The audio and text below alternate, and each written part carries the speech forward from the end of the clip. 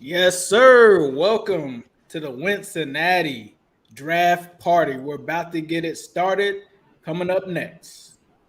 Yes. Hello, world. We got a special show as always. TJ Houshmandzada, Jimmy Chase, Coach Jimmy Burrow. Exciting time to be a Bengals How do you fan. balance being a professional athlete and family obligation? These are top 5 Bengals of all time. All time, man. Yeah. Shock the world. Welcome to the Wincinnati Roundtable NFL Draft Party. It's me, Ace Boogie, our boy Mon down below me, our man Jake, Sova. We got Zim. Eric is on the way. How you guys feeling about the draft so far, man? Are you guys pumped? I see mine. You got some bling over there, man. You got some suits going on. What's going on? We got some special guests. Is that John Wick? Dude, he flew in from London. Come on. How you feeling tonight, Jake? Good, man. Good. I think I just, I'm really interested to see where we're going with this thing tonight. I think really you got two different ways the Bengals are going to go, right? It's either going to be right now, let's find an impactful player that is going to help us win a ring, or we're drafting for the future, right? I mean, with all these contracts we got coming up the next 3 years. So it's going to be interesting to see. I think we're going to know right away what direction this Bengal team is going. I think running back, tight end means maybe right now. Maybe we're trying to find a guy right now to help us win a ring. Maybe defensive side of the ball. Maybe we're looking at the future and seeing if we can find some guys to maybe are going to be guys that are going to be eventual replacements for some of those contracts that are coming up. For sure. Ryan, what's up, man? What's up, Soba? Oh, no. Wow, Zimmy. Here. What's up, Zimmy? Hey, bro. Hey, hold up. Mom got the suit on. You ready to do that? Let's do it. He got the rings on it. Oh, God. It's gonna be a long 5 hours. Trust me, guys. Zimmy, what's up, man? How you feeling tonight? Chilling, bro. I got my wings. I'm ready to go. Jake's got something, too. Look at what Jake's got. Bro, it's skyline time. It's skyline time. I had the wings. I was a little late. I was wiping my fingers off, like finger looking good sauce. If y'all don't know, and you're in the Cincy area or whatever, go check out Midwest Best Barbecue. I would knock down a 20-piece of them right now. So if you're anywhere near there, make sure you go check them out. I'm just happy to be here. It's a lot of purple smoke in the air. It's a lot of people talking crazy like the Bengals ain't the defending AFC North champion, that we just knocked these boys off 2 times. It's a whole lot of stuff going on, and I'm ready to cook. What's up, Ryan? What's up, Sova? What's up, man? Just want to let you guys know, and I know I've chimed in on the chat that tonight I will be taking a shot every single time best player available is mentioned. So we'll see how long that takes me. Oh, boy, that's not going to last very long. You might want to switch to Matt before things get Bergeron. too crazy. But one thing I wanted to sort of just a quick stop here before we get too into the football side of things. There's a couple members of our Bengals family, our Bengals community, and I wanted to kind of send some positive energy and some love out to Tyler, who unfortunately lost his mother. The Bengals did something really awesome and sent him some flowers. And just wanted to give Meg, a get well soon. I know she went through surgery today. So just kind of wanted to send some positive energy and love out to them. And they're huge parts of our Bengals fan base community. And I just think they deserve some of that love. Nah, for sure, man. Well wishes to both of them. Condolences to Tyler. Meg, you already know. Hopefully we get the subtitles on here so you can see this. Definitely praying for both of those 2 individuals. I mean, we're all a family when it comes to Who Dey Nation. We all see each other at all of these events. We all, participate in the draft parties, tailgating together. So definitely pulling for both of those. What do you guys want to talk about this Lamar Jackson stuff, man? Lamar Jackson signed on the dotted line today. Don't get me started. Listen. I'm gonna say this real quick. I think we actually benefited from today. The Bengals actually benefited from today. You know how I feel about Lamar Jackson. I know Raven fans out there are going to disagree with me, but you're throwing $50 million a year on a guy that He won an MVP. Don't get me wrong, Right. but has won one playoff game. To me, again, we're that for us Bengal fans, we should not even be concerned about any nonsense that's going on up in Baltimore. It just doesn't matter. Yeah, for me, Jake, he's a great player. Yeah, I think he's a great player. I do think that it does benefit us from a standpoint of you got Jalen Hurts done, you got Lamar done. That kind of puts out the bones of the contract, right? The extension for Burrow that helps us get there. He gets $185 million guaranteed in this deal. I think Hurts was $179. So you're looking at Burrow. I think you're probably looking at $190 to $200 million guaranteed.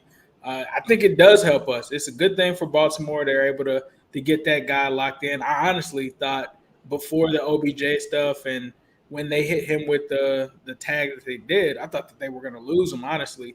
So it's good for them. Still doesn't. I was talking to them. Still doesn't. It's not enough, man. It's not enough for number 9. It's not enough for number 1. Not enough for the Migos. Depending on who we end up getting tonight, it does not matter. But it's an arms race, man. It's an arms race for sure. Jackson is a great player, no doubt about it. Former MVP, but I'll tell you this: he's always going to be the second best quarterback in the AFC North. He's going to be playing catch up to Joe Burrow. Good for them. No excuses, and we'll take care of it when the season starts.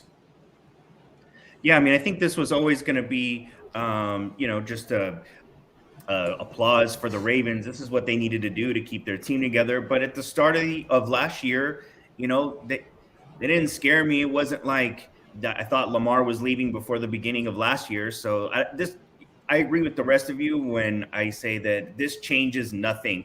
I mean, it was kind of funny to watch the purple people squirm for the last few months, but I think that's all it really was. Once free agency started and he didn't have one potential suitor, I think we all knew he had no choice but to either change his demands or sit out the year. So it doesn't really change anything. We've played Lamar, we've beat Lamar, we've lost to Lamar, sure, but it doesn't move the needle for me. What about you, Zemi? I'm in the same ballpark. I feel like Burrow was always going to get 52. If anything, it makes it 54. I'm not really as concerned with the APY on it, because in my mind, I'm just like, the Bengals don't care. They make so much money on a weekly basis that the money coming in, and you think about they just did the 5th year option, which I think gets him $30 million as like his salary for the year. So they have to figure out different ways to make it work. I think if anything, it might give them it might make it so that the Bengals have to give him a huge signing bonus. Because the only one hang up I will say is that I don't think Mike Brown is interested in putting 185 in escrow. So like his guarantees might look very different, where it's a huge signing bonus up front, which is a guarantee in itself. So then you got the first 2-3 years or whatever, like already laid out. You got like $100 million signing bonus, which sounds insane. His base salary doesn't really change, and then you got like rolling guarantees, like maybe year 4 or 5 or something like that. I do think that he doesn't do the Mahomes deal though. That's the thing. I just don't think that as savvy as Burrow is, I just don't think that makes as much sense now when he watches all these other guys now set the market and not structure their contract like that, if that makes sense. For sure. Now, shifting things to the Bengals side of things, we'll start with Jake, then go to Zim, Mon, and then Sova, and then I'll give my thoughts. Who are we excited for the most in the first round for the Bengals? Let me say something real quick. I just want to what Chad just wrote was absolutely perfect. You don't pay running backs $52 million a year, Mon. You just don't do it. And that's what the Ratbirds just did. They just paid a running back $52 million a year. Let me say this. I think, as I said in the beginning of the show, I really think it's going to be interesting to see where the Bengals go with this, because it's going to tell us where they want to go. Do they want an impactful guy right away, or are they looking for the future? Are they looking for a guy that maybe is going to be a replacement down the road? For me, I want an offensive weapon. We have the best quarterback in the NFL. Give that guy more weapons. Mon and I have talked about on the show weeks after weeks since the AFC Championship game. If TB does not go down, the Bengals run away with that football game. We just don't have enough right now. And I think the Bengals need to go out and get maybe one of those top tight ends, maybe one of those top running backs, maybe surprise all of us. And if one of those top receivers drops, go receiver. I think right now the Bengals have got to go out and get another guy that's going to impact the game right now. I am a big fan of Gibbs. I'm a big fan of Robinson. I think if one of those two guys drops, the Joe Mixon situation, we all five of us love Joe Mixon. I want him back, but we've also got to look at the future. And one of those two guys are so dynamic, they can impact the game right now.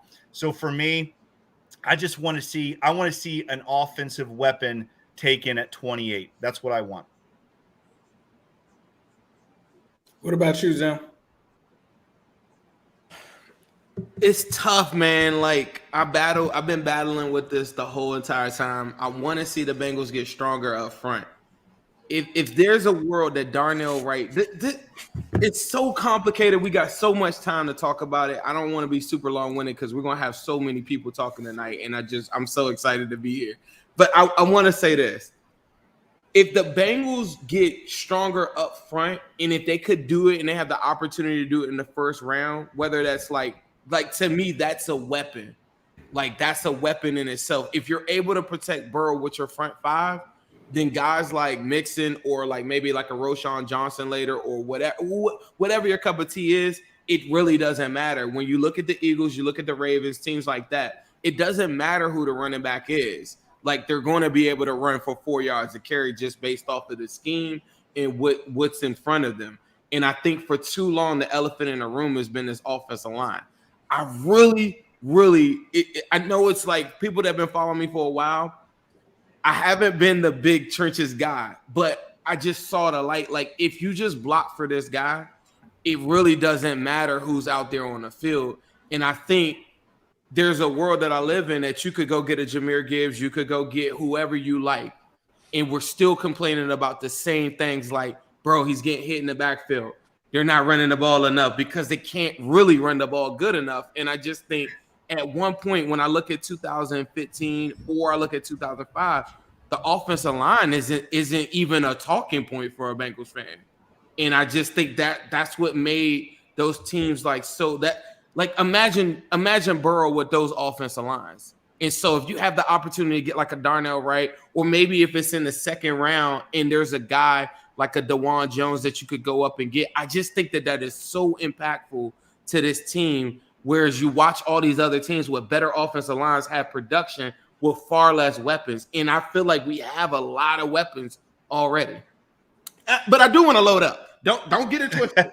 if we could get Gibbs, like in a trade back situation, if he's there in the first, if he was there in the first, I'm with it. But it's only because Kalijah Kancey is gone. Nolan Smith is gone. Van Ness is gone. All these guys, are gone. And the defensive part of this, too, is this.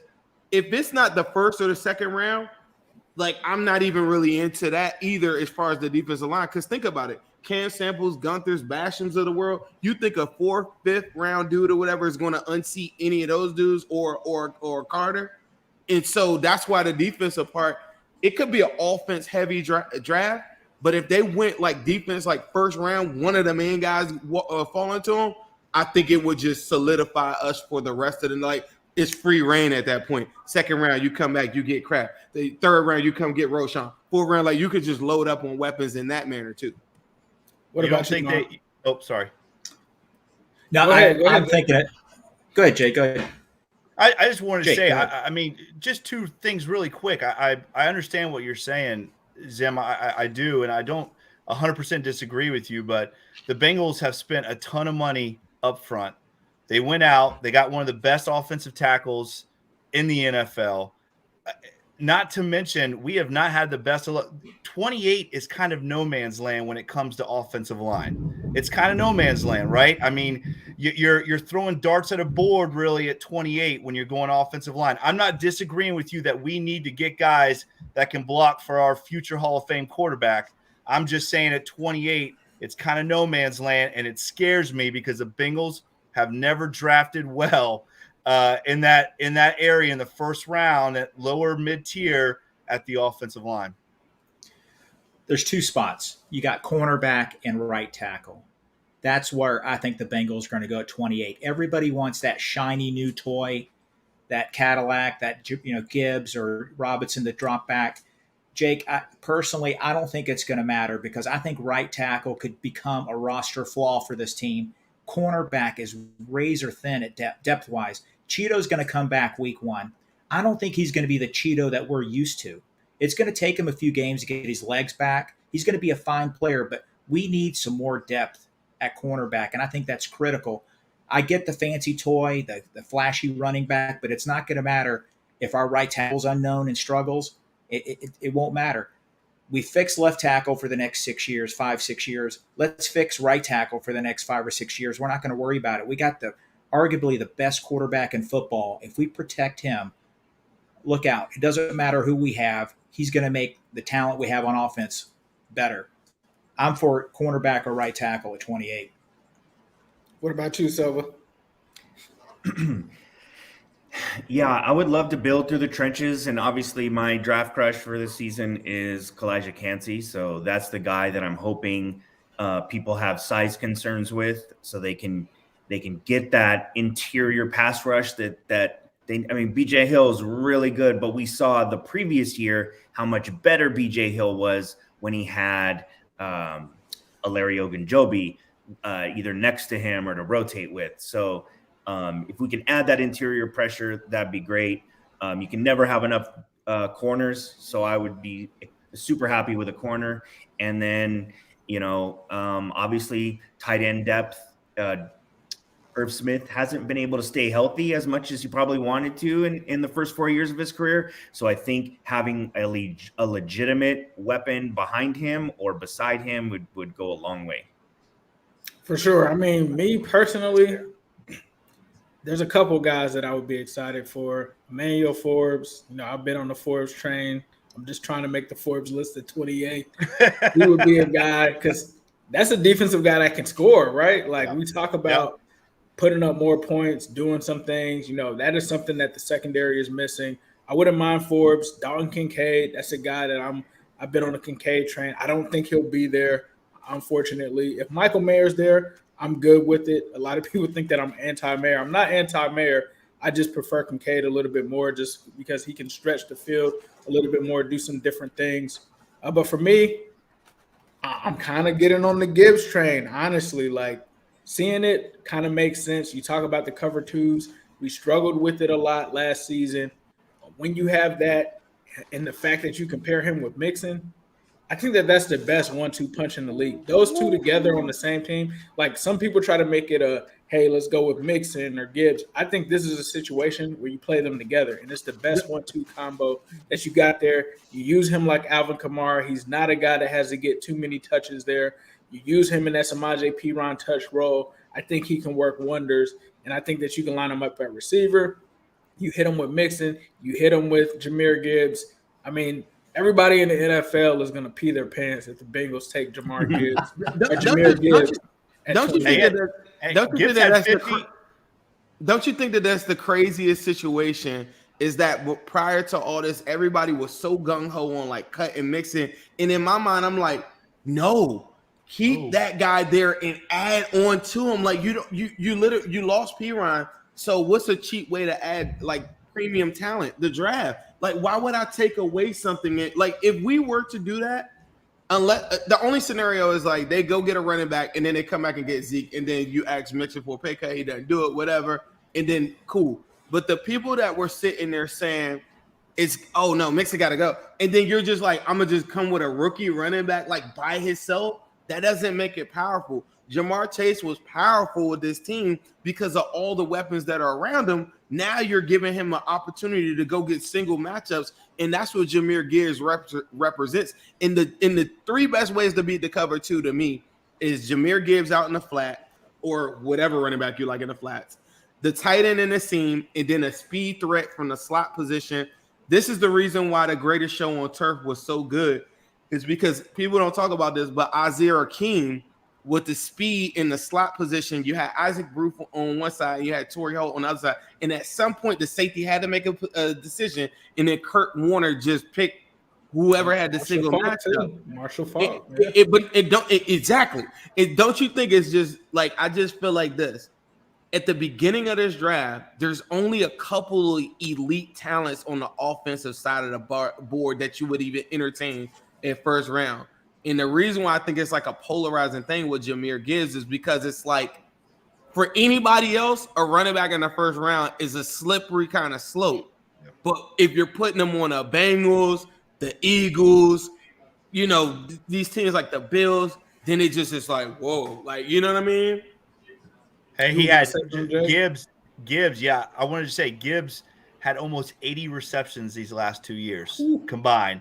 Almost 80 receptions out of the backfield. This Gibbs guy, he's different. The Bengals have not had a guy like this in a long time. He is dynamic, and you got thunder, you got lightning. I'm with you, Zim. You put Mixon and Gibbs back there, and you can pretty much stop worrying about the pass rush, because we're already seeing so much deep double coverage, quarters. We're seeing all that crazy stuff. You start checking down to those guys, and you can forget about the pass rush. Problem will be solved if you get a guy like Gibbs. I'm telling you. As you guys can see, this is the Wincinnati Podcast Network. This is why you should be subscribed to us. Make sure you hit that like button. Make sure you comment. Make sure you tap in with us. We're also on podcast platforms as well, with them doing the Bengals Pulse, us doing the Wincinnati Podcast. So right now, we actually have a special guest. We actually are going to bring DJ Reader and his interview up. So we'll let you guys enjoy that nugget as we take a break. Y'all know who he wants. You got to watch this. All right, let's welcome in DJ Reader to the Wincinnati Draft Party. DJ, what's poppin', bro? What's up, dog? How y'all doing? Pretty good, man. Pretty good. Excited for the draft. Speaking of the draft, what was your draft experience like? Man, it was crazy. I was in Greensboro. I was at my brother's house. I was at West House. We were hanging out. You know, I was just watching it the first day. I ain't have no chance I was going day one, so I just watched it, you know, just hanging out. Then day two kind of rolled around. I saw a bunch of my guys go day one, so that was cool, kind of cool to watch, you know what I'm saying? Then day two came around, and, you know, I think I got a chance in day two. I'm like, man, maybe, you know what I'm saying? Maybe it's a shot. I go day two. I had a good year my senior year, you know what I mean? So figured it out. And then day three came around, man. It just really got shaky then. You know, the picks going fast. You don't even know if your name call. You usually get a phone call across your damn phone. And finally, well, now I got a call from New York, and they was talking about some undrafted free agent. I'm like, damn, bro, it's the fourth round. Like the Jets or the Giants? The Giants. I'm like, y'all niggas y'all got picks. Like, what do you mean? Like, y'all still got picks? Right. Why y'all not really, like, why y'all can't pick me? Y'all got 3 picks left. Like, what's going on? And so that really didn't work out. And then, you know, a couple minutes later in the 5th round, Houston called me, and, you know, I just remember getting on the phone with OB and then Rick Smith, and, you know, just kind of doing that whole process. And it was crazy. Just having that happen, man, you know, just thinking about all the work me and my pops put in and my mom put in, just throughout all the years, all the people who had a lot of things to do with my success and where I came from, and, you know, just how I felt about it. I was just excited for the opportunity, really. And then, you know, we went to Texas Roadhouse and busted down. Got some good rolls, the good honey butter rolls, man. Honey butter, man. It was good, man. Everything was love after that. Up to the people in the restaurant, they had no idea what was going on. I was just sitting there glad. I was just happy, man. You know, so that gotta be that. Like, look, shout out to the Roadhouse, because for somebody to get the biggest moment in their life and then they remember the actual roles from that night. That's immediately shout out to them, bro. They was ready. We didn't have to wait, no reservations needed. It was a good day. You know, it's the weekend, Texas Roadhouse. Lit. So we got in, They don't even got that many of them around where we have one here, and what he's talking about, the rolls with no, rolls. No. It's always the rolls versus Ray Lobster cheddar bay biscuits, and then the third one would be like you could throw like an Olive Garden. I like the bread too. The breadsticks Olive Garden with like an Alfredo sauce side. Yeah. That's my top three. But speaking of great moments, all these good things, whatever, do you have like any well wishes or somebody that you would want to see like you play with, like maybe this upcoming all season or anything that you're wishing going into draft season right now? Oh man, just a bunch of guys that just watching the young guys, just excited for them, especially the Clemson guys. I got to know a lot of guys coming out with, Miles Murphy and, Brian Brzee, and his story is amazing. Just everything he's overcame, those guys have overcome, So I just, I really shout out to those guys, because they come from the school. Just who else I got coming out? I got my dog, Hen Dog, coming out this year.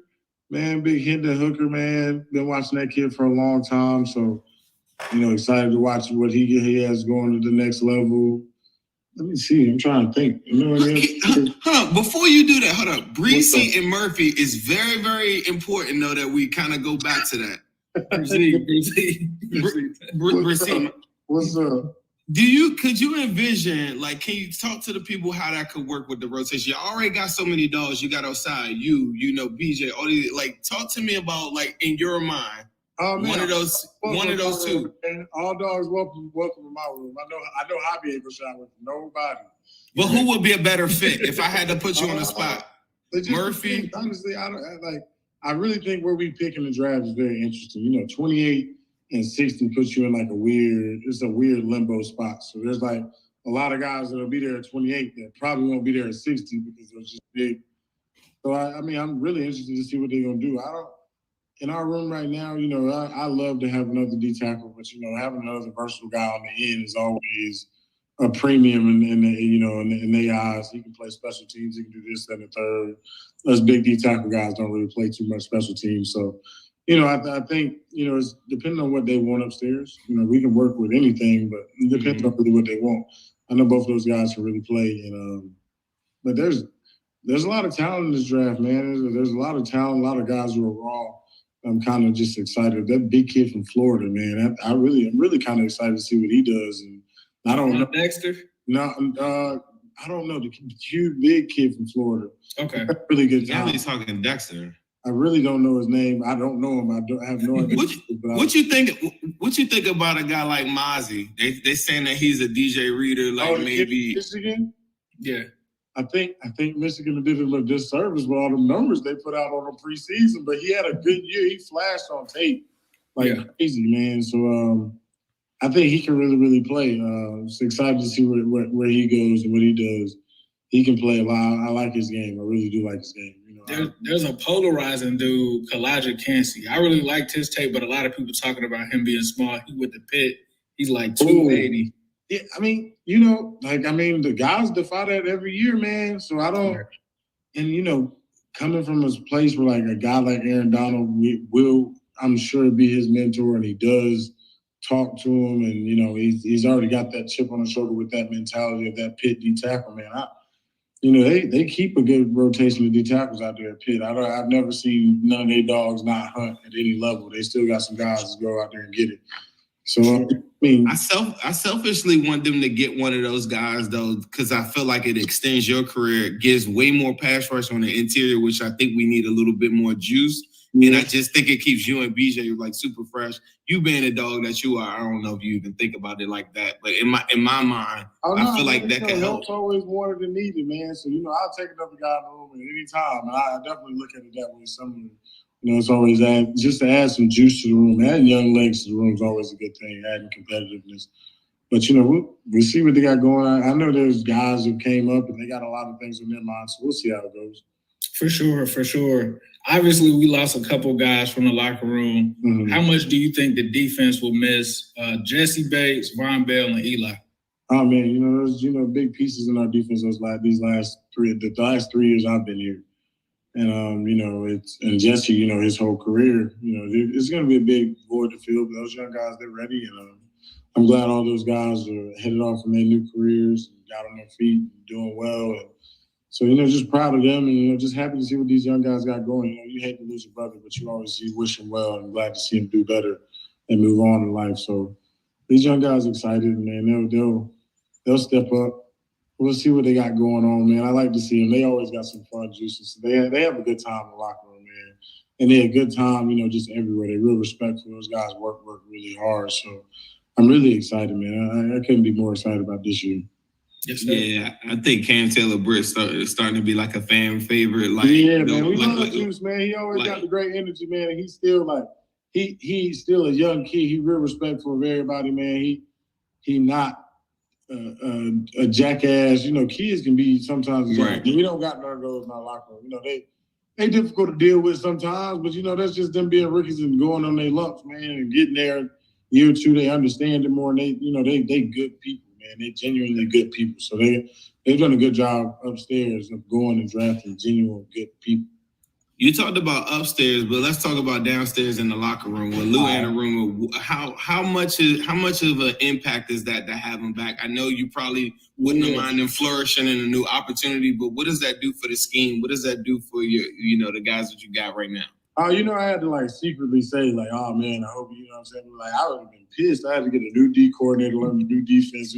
So I mean, it's huge for me, going into, not only just the last year of my deal, but going into a year where I felt like we were so close to ending things the way we wanted to. And we, as a defense, I feel like as a team, we got better throughout the year, and we really, really knew what we were doing as a defense the whole year. So the sense of comfortability, that really would have messed me up. So I'm happy he's back, man. He's a huge part of what we do.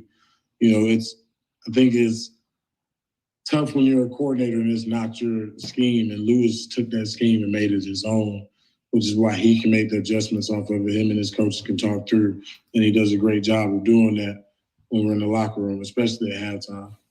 Do you think we need to get you some more pass rushing opportunities? Because I know you got that in you. We done seen it. Hey man, I think last year, early in the year started, I think if I wouldn't have got hurt, a lot of more opportunities. I felt real comfortable where I was at. I was winning at a good rate.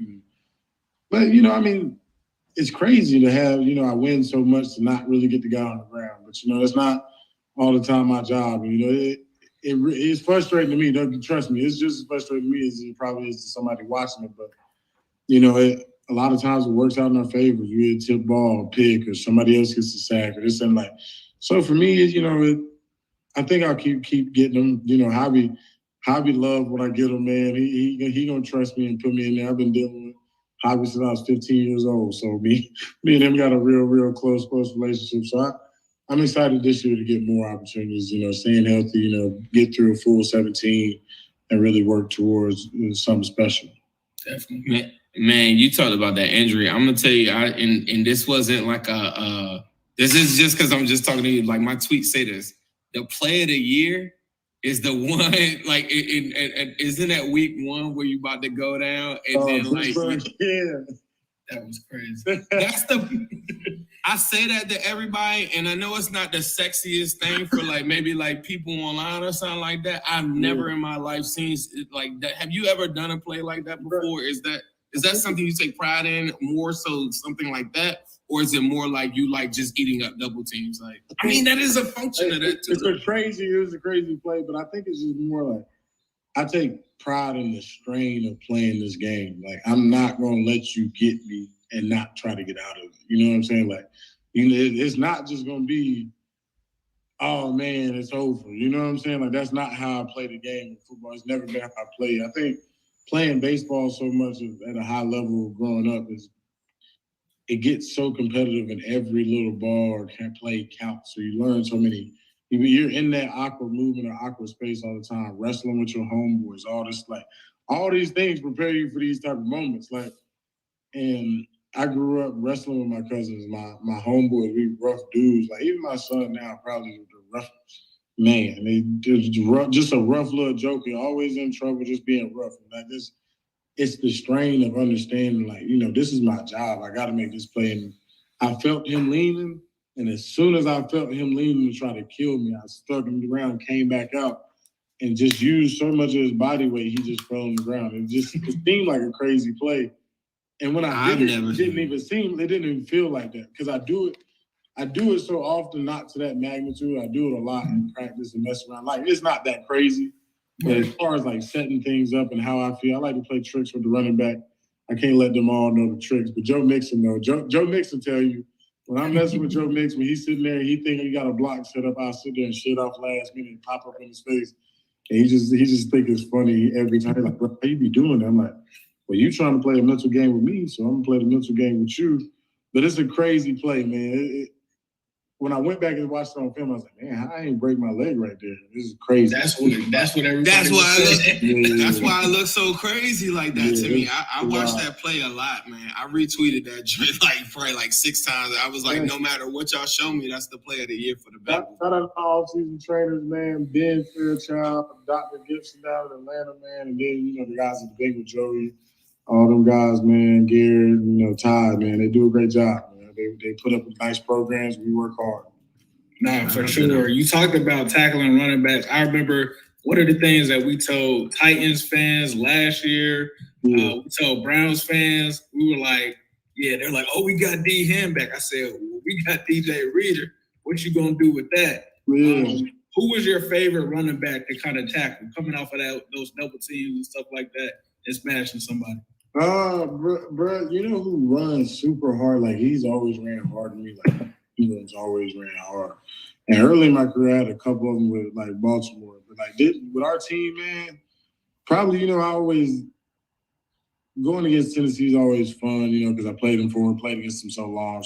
Tackling Derek, me and him been going at it since that national championship in college. It's basically been every year since then. So it's like, it's always fun to go out there and mess with them. And, me and him have good friendly competition out there while we out there on the field. It's a lot of guys, man. I was sad I didn't get to go against Alvin this year. He's one of the premium backs to me, to actually get the tackle because he's a tough tackle. I like that challenge of always getting to go against him, but I was hurt during that time, but he's a big premium back to me. The guy in Denver ran hard. Hopefully he comes back this year off that ACL. He's talking about Javonte. Yeah. Because I had another guy. I had him in the backfield on when I had him. He just walked out my arm. I was like, whoa. You know what I mean? I'm like, man, he about to go down. You know what I'm saying? I'm thinking in my head, all right, it's clear that I got him. He about to just kick it and chill.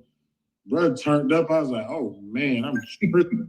I got some hotline, Hob on one. I'm like, Hob, I know, bro. I got it.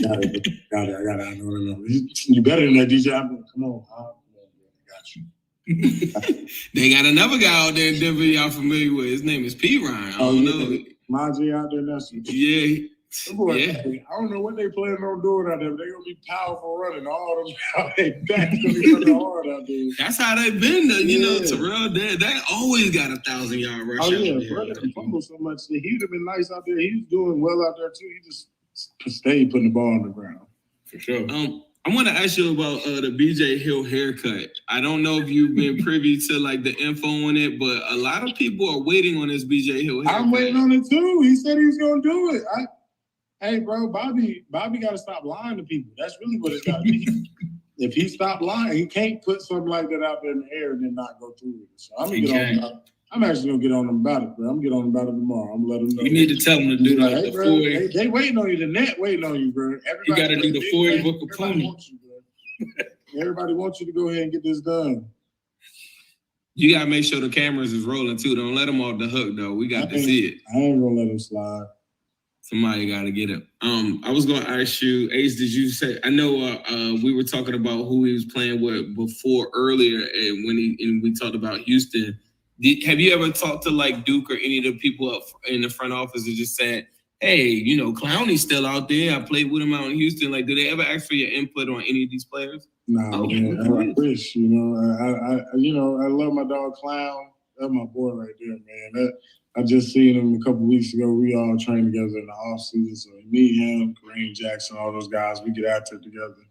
But, I don't make any decisions upstairs. I love to have Clown. I recruit right now. Man, you know, if that was an option for us, I'd love to have them, man. But you know, those guys duking them, they make those decisions upstairs, and they've been doing a great job. So I ain't gonna go back and go on no word against them. You know, I'm just sit here. Wherever they bring around, we're gonna welcome them with open arms. You talked about working in the offseason, becoming more close-knit. Is that something that you're doing with the Bengals defensive line? And if you do, how does that help translate to Sunday? Yeah, you know, just being around the guys, I think, you know, them knowing my personality more, me knowing theirs more is always going to help.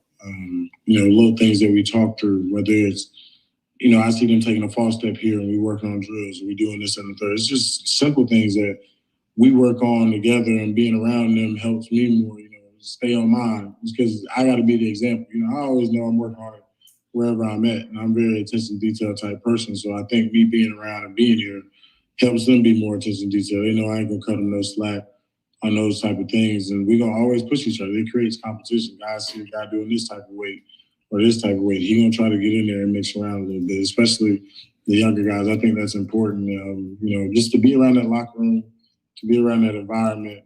You know, it's not everybody that need it exactly, but the young guys, when you're in a room, and especially in a D-line room, it's kind of how D-line and no-linemen are. You know, by nature, we are people who hang out in large groups with each other because that's what the position requires. It's funny, that's so funny to talk about, because we were talking about Colorado. I'll get back to that in a minute. But, like, you know, just having that bond with the guys is huge for the young guys, and especially me, you know, just to see what they on. Every weekend, they out doing something. I want to see it on Monday. I want to see what they got going. You know what I'm saying? Was it fun? Was the club lit? Did y'all have a good time? Was y'all safe? Y'all can hit me? What's up, bro? Like, I stay in the group chat, stay active with them. So, you know, that all that stuff is fun. It's for the guys, man. Just, you know, you don't get a lot of time to have the sport. These are the moments you're going to always remember. And I want them to remember, you know, me being a leader, somebody who's around them, that love to be around them, and really, you know, truly and genuine nature, enjoy those guys, because I do. You know, you talked about hanging out with people and everything. We interviewed Irv Smith this past week, one of your newest, guys on the team. Yeah, he's really good at fishing. I don't know. He's a big fisher. Okay, I've seen you fish. That might be something that we. Yeah. I've been feeling Irv out, man. You know what I'm saying? He can shoot it up too. We've been oh man.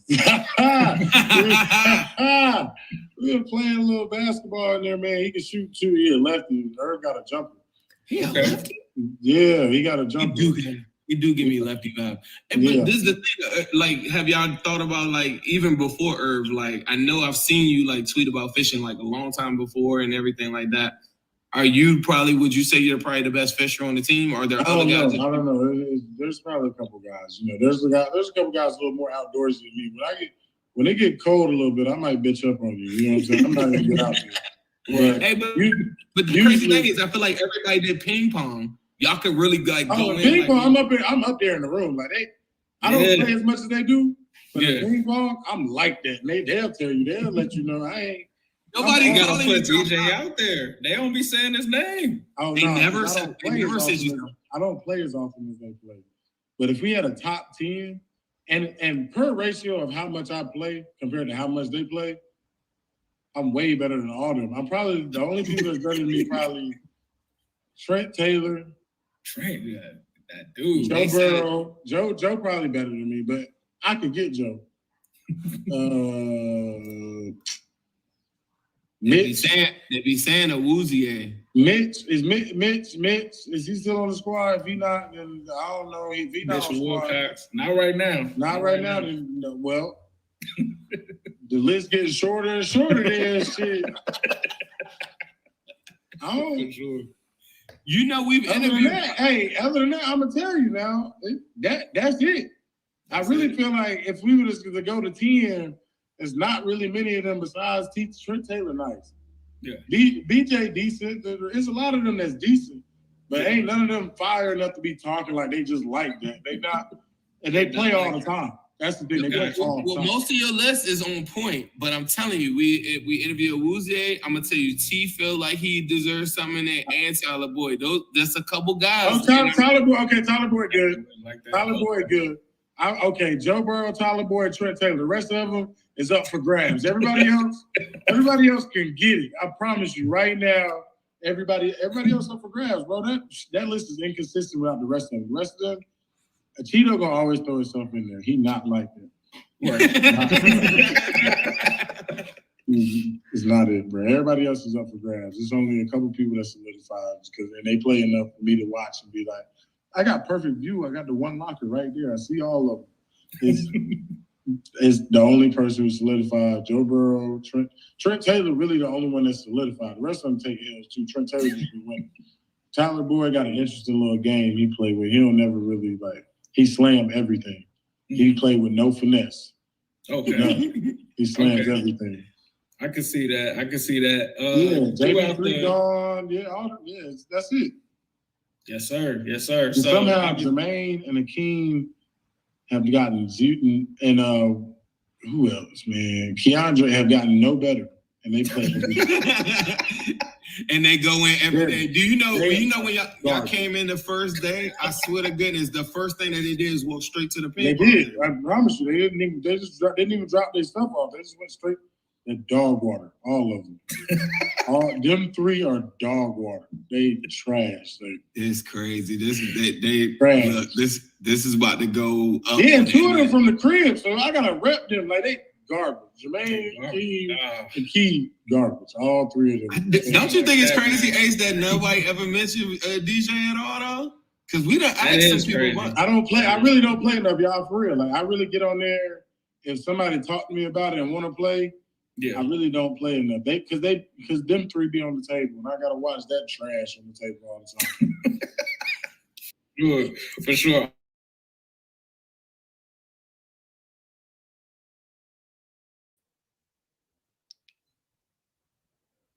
He's muted.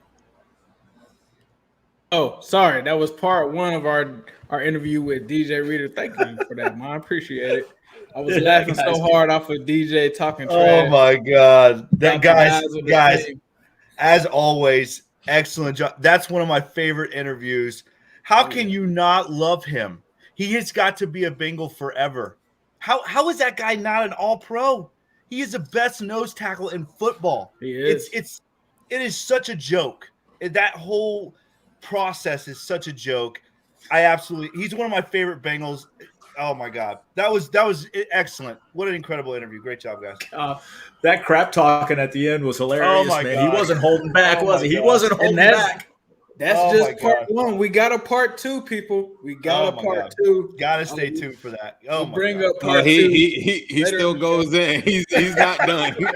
He's not done. You can tell he's not done. Right. The rest of the interview, I just think like the competitive fire. It's something about that ping pong table, bro. That like I'm talking like no matter who I talk to on that team, like they just go in. There is no sympathy. And you really get a chance. You know, they got to always say the politically correct thing when it comes to football. Like, working hard or whatever. When you get a chance to talk to them, like, outside of that, and you could really, like, talk about some competitive, like, something like ping pong, he was ready to go a whole 30 minutes just talking about how much better he is than all of them dudes. I thought that was crazy. For sure. What a great locker room, right? I mean, what a great locker room. You see why we are having the success that we are having, because football is not just about what's going on the field. It's about what's going on in the locker room and that culture that Zach Taylor has built. I don't think we give him enough credit for that. What's up, E? Welcome What's up? What's up? Can y'all hear me? Yes, sir. Yes, sir. Good. Man, I'm trying to get my mic together. I took my daughter to the park, man, so sorry I'm behind. No. You sound good though. You sounding good. How you feeling, bro? We draft night. We've been going through this months and months of preparation. Eric been one of the #1 draft gurus on our on Twitter Spaces. And he's led so many different trainings for like different players or whatever. How you feeling now? Man, I'm excited, but like today, the Tony Pauline news, man. I don't know. I'm a little. I think I got too hyped for this draft, man. Probably put too much stock into it. Let me ask you, what do you feel is your position of most need for the Bengals? Honestly, man, I think that this team doesn't really have too many needs. If I'm really looking at it and digging deep, I think the place where somebody can come in and make an immediate impact, I feel like it's like interior defensive line or corner. I know cornerback is like we've all talked about that, but I do feel like you can add depth there and get a little bit better at the cornerback spot, man. But we can always improve that pass rush, you know? For sure. Mom, what do you think is the most position of need for the Bengals?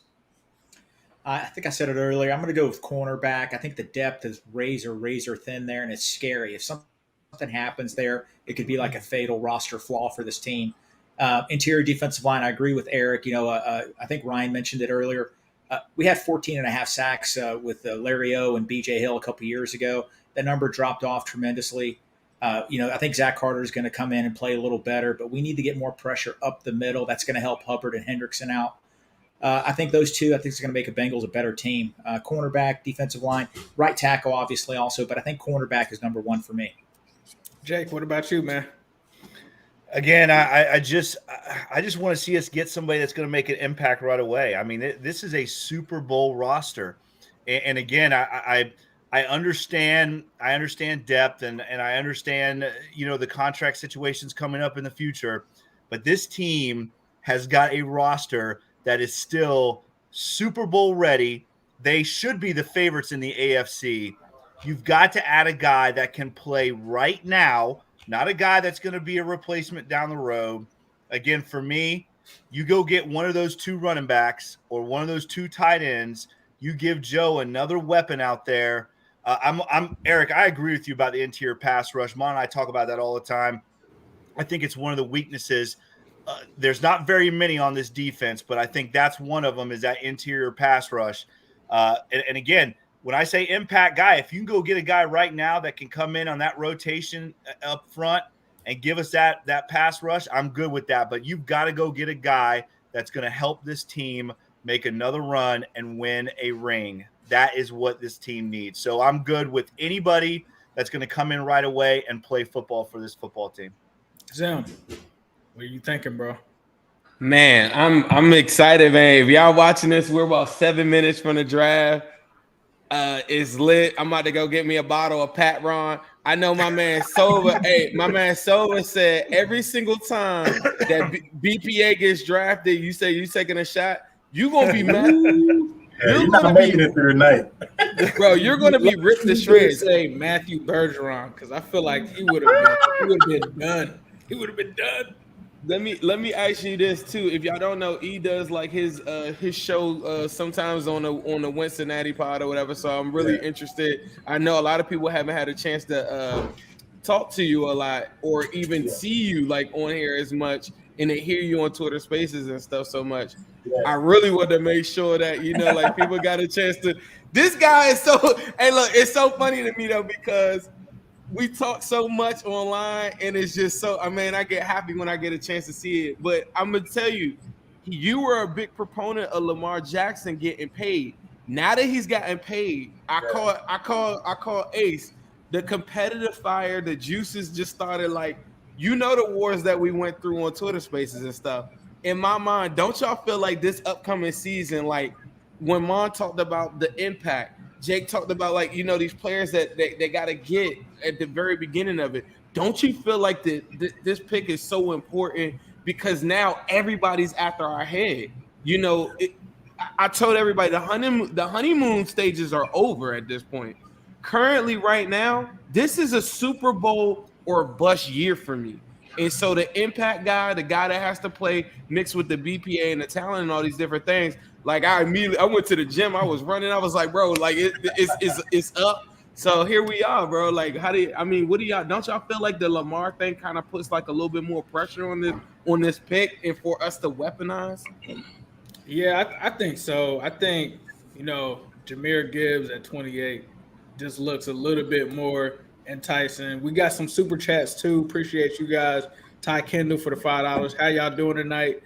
He said that DJ Reader is his favorite player in the league and the most underrated interior defensive lineman out there. Tells DJ to keep doing his thing. We got another one as well. Let me scroll down here and pull it up. Thank you, sir. Ty Kendall, would you trade Jonah plus a late round pick for Chase Young? Is water wet? Is water wet? Is water wet? Yes. Of course I would do. The thing about Chase Young, though, is it doesn't make sense, right? They didn't accept his 5th-year option, but then they're talking about, oh yeah, if you want him, 2 first-rounders. I'm not giving you 2 first-rounders if you didn't even accept the dude's 5th-year option. So yeah, go take Jonah. Go take this late-round pick. What are you guys thinking? Like, with the Bergeron stuff, that sounds like Jonah could get traded during the draft. What do you guys think? Hey, this Bergeron stuff, I do not receive you. Hey, look, no parts. I want no, like, I don't even like speaking that Bergeron. I'm with you. Would you rather 100%. keep Jonah or draft Bergeron? Which one would you rather do? I'll take I'd Bergeron. rather keep Jonah, man. I'd rather keep Jonah. I keep Jonah. I'm with you. I'm with you. I keep Jonah. I mean, again, like I said, drafting Bergeron does. We gotta have a guy that's going to impact this football team right now. You really think Bergeron is that guy? I don't think so. Keep Jonah.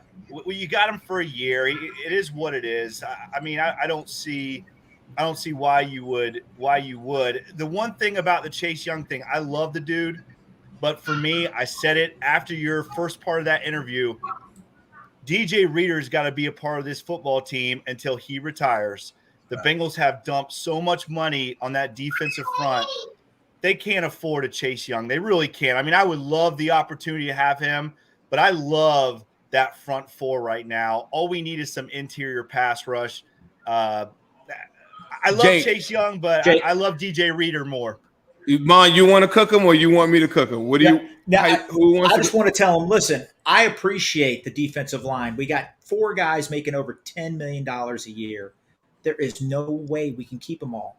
And we have got – listen, Jake, I hear what you're saying. We can do both. We can get an impact player to help us right away, and we can draft for the future at the same time. We have got to get quality replacements because we can't sign all these guys. I want DJ Reader to sign a 5-year contract extension. I hope it happens. I don't know if it will, but we need to potentially look at replacements for everybody on that defensive line. And that's why I think 28 is important, 60. I don't know, man. Bergeron, I would love to have him at 60, but not at 28. Right. Can I talk about Chase Young for a second, though? I get the 5th-year option portion of it, but I will tell you this. You talk about leverage. Like, say at his worst. Remember what did I say earlier in the draft? I hope my TV isn't too loud. Joey Porter was just on the screen with his son. Don't want to see that dude anywhere near. Don't want to see him in a Bengals jersey? Don't want to see him in the Bengals? No. I don't want to see Joey Porter's dad. No. I don't want to see I want to see him have to wear a Bengals jersey. Joey Porter. Bro, Joey Porter Sr. with a Bengals jersey on is in the luxury box. And they said, hey, Mon and I were there. The last time that clown was in our stadium. I do not want him back in our stadium. For sure. Got a shout out here from Burner Sports Network. Shout out to him. Shout out Burner. They do the Spaces in the Morning, Java in the Jungle, Burner Sports Network. Shout out to them, man. Appreciate you guys for commenting in. Go ahead, Chase Young, real quick. Chase Young, he gives you leverage. All right, we talk about Trey Hendrickson possibly getting an extension. This is sword on. This is we're building vibranium. We're banging it up, in the trenches on our team where you're in a situation where you don't have to worry about what's going to happen later. You rock out there, you say it's Super Bowl or bust. I'm going to take this Chase Young deal. I'm going to make sure, remember the Mixon people wanted to cut. You get Jonah off the books to justify the money or whatever, right? So you get the money off the books with the Jonah thing. Yes, you own the rights to him for this upcoming year. He's thankful for the opportunity. If he balls out on the level that I think he will ball out, you're going to have a better decision on the Trey Hendrickson one where you come back with an offer that maybe he doesn't like, but now you're pivoting in real time to Chase Young with Joseph Osai on the outside as a rotation piece. And let's say he doesn't work out. Him as a rotation piece, able to kick inside and outside, at least for this 23 season. Anybody miss a beat, get injured, whatever. And what did you give up? I heard a report talking about 2 firsts, which is insane. But would you get 28? Hell no. He just went through that whole speech and will not go 28. I couldn't give up 28. It's gonna get crazy tonight. It's gonna get crazy He just tonight. went through that whole. Listen, you had me believing in you. You just did a great speech, and you said, "Hell no, are you serious?" Not for that injury. Now, too many injuries. Now, see, me being a businessman, I'm accepting all liability in the injury history, but ain't no way in hell I'm giving up 28 for him, though. All right, let me ask you guys this, man. Joe Mixon, it's been a hot topic. Will we see the Bengals draft Joe Mixon's replacement in this? Let's start with Zim. I know you want to talk about this, so what are your thoughts, Zim? The replacement for Mixon? Yeah. I think hypothetically, sure, but I look at this pick, whether it's first round Jahmyr Gibbs or whether it's third round Roschon, whatever, hypothetically, any of these guys could be that, but the running back position is one of the more injured positions in football. So to hit your wagon onto that and say that's the guy is a tough thing. Joe Mixon is a unicorn in this situation. Since 2017, when he came in, he's top 5 in rushing, top 5 in all-purpose yards in that span. The sustainability and the consistency of him playing running back and primarily being healthy. Remember, he only had 1,300 all-purpose yards this past season, but he missed 3 games because if you count the Damar Hamlin game. With that, if he would have just played in those other 2 games, he would have ended up top 5 in all-purpose yards in the National Football League, and he's consistently done that. So, but with that said, you talk about the explosive runs now going down, all these different things. Everybody says, let's go add some juice. Yeah, let's add some damn juice. We go get the brand new running back or whatever. And if he overtakes him, it's just like when we got T. Higgins and AJ Green. By week 4, week 5, we knew they started phasing AJ Green out. If Mixon has games where he's not giving them 2 point, if he's going 2.8 yards a carry, 3 yards a carry, then then the new guy is going to probably overtake him.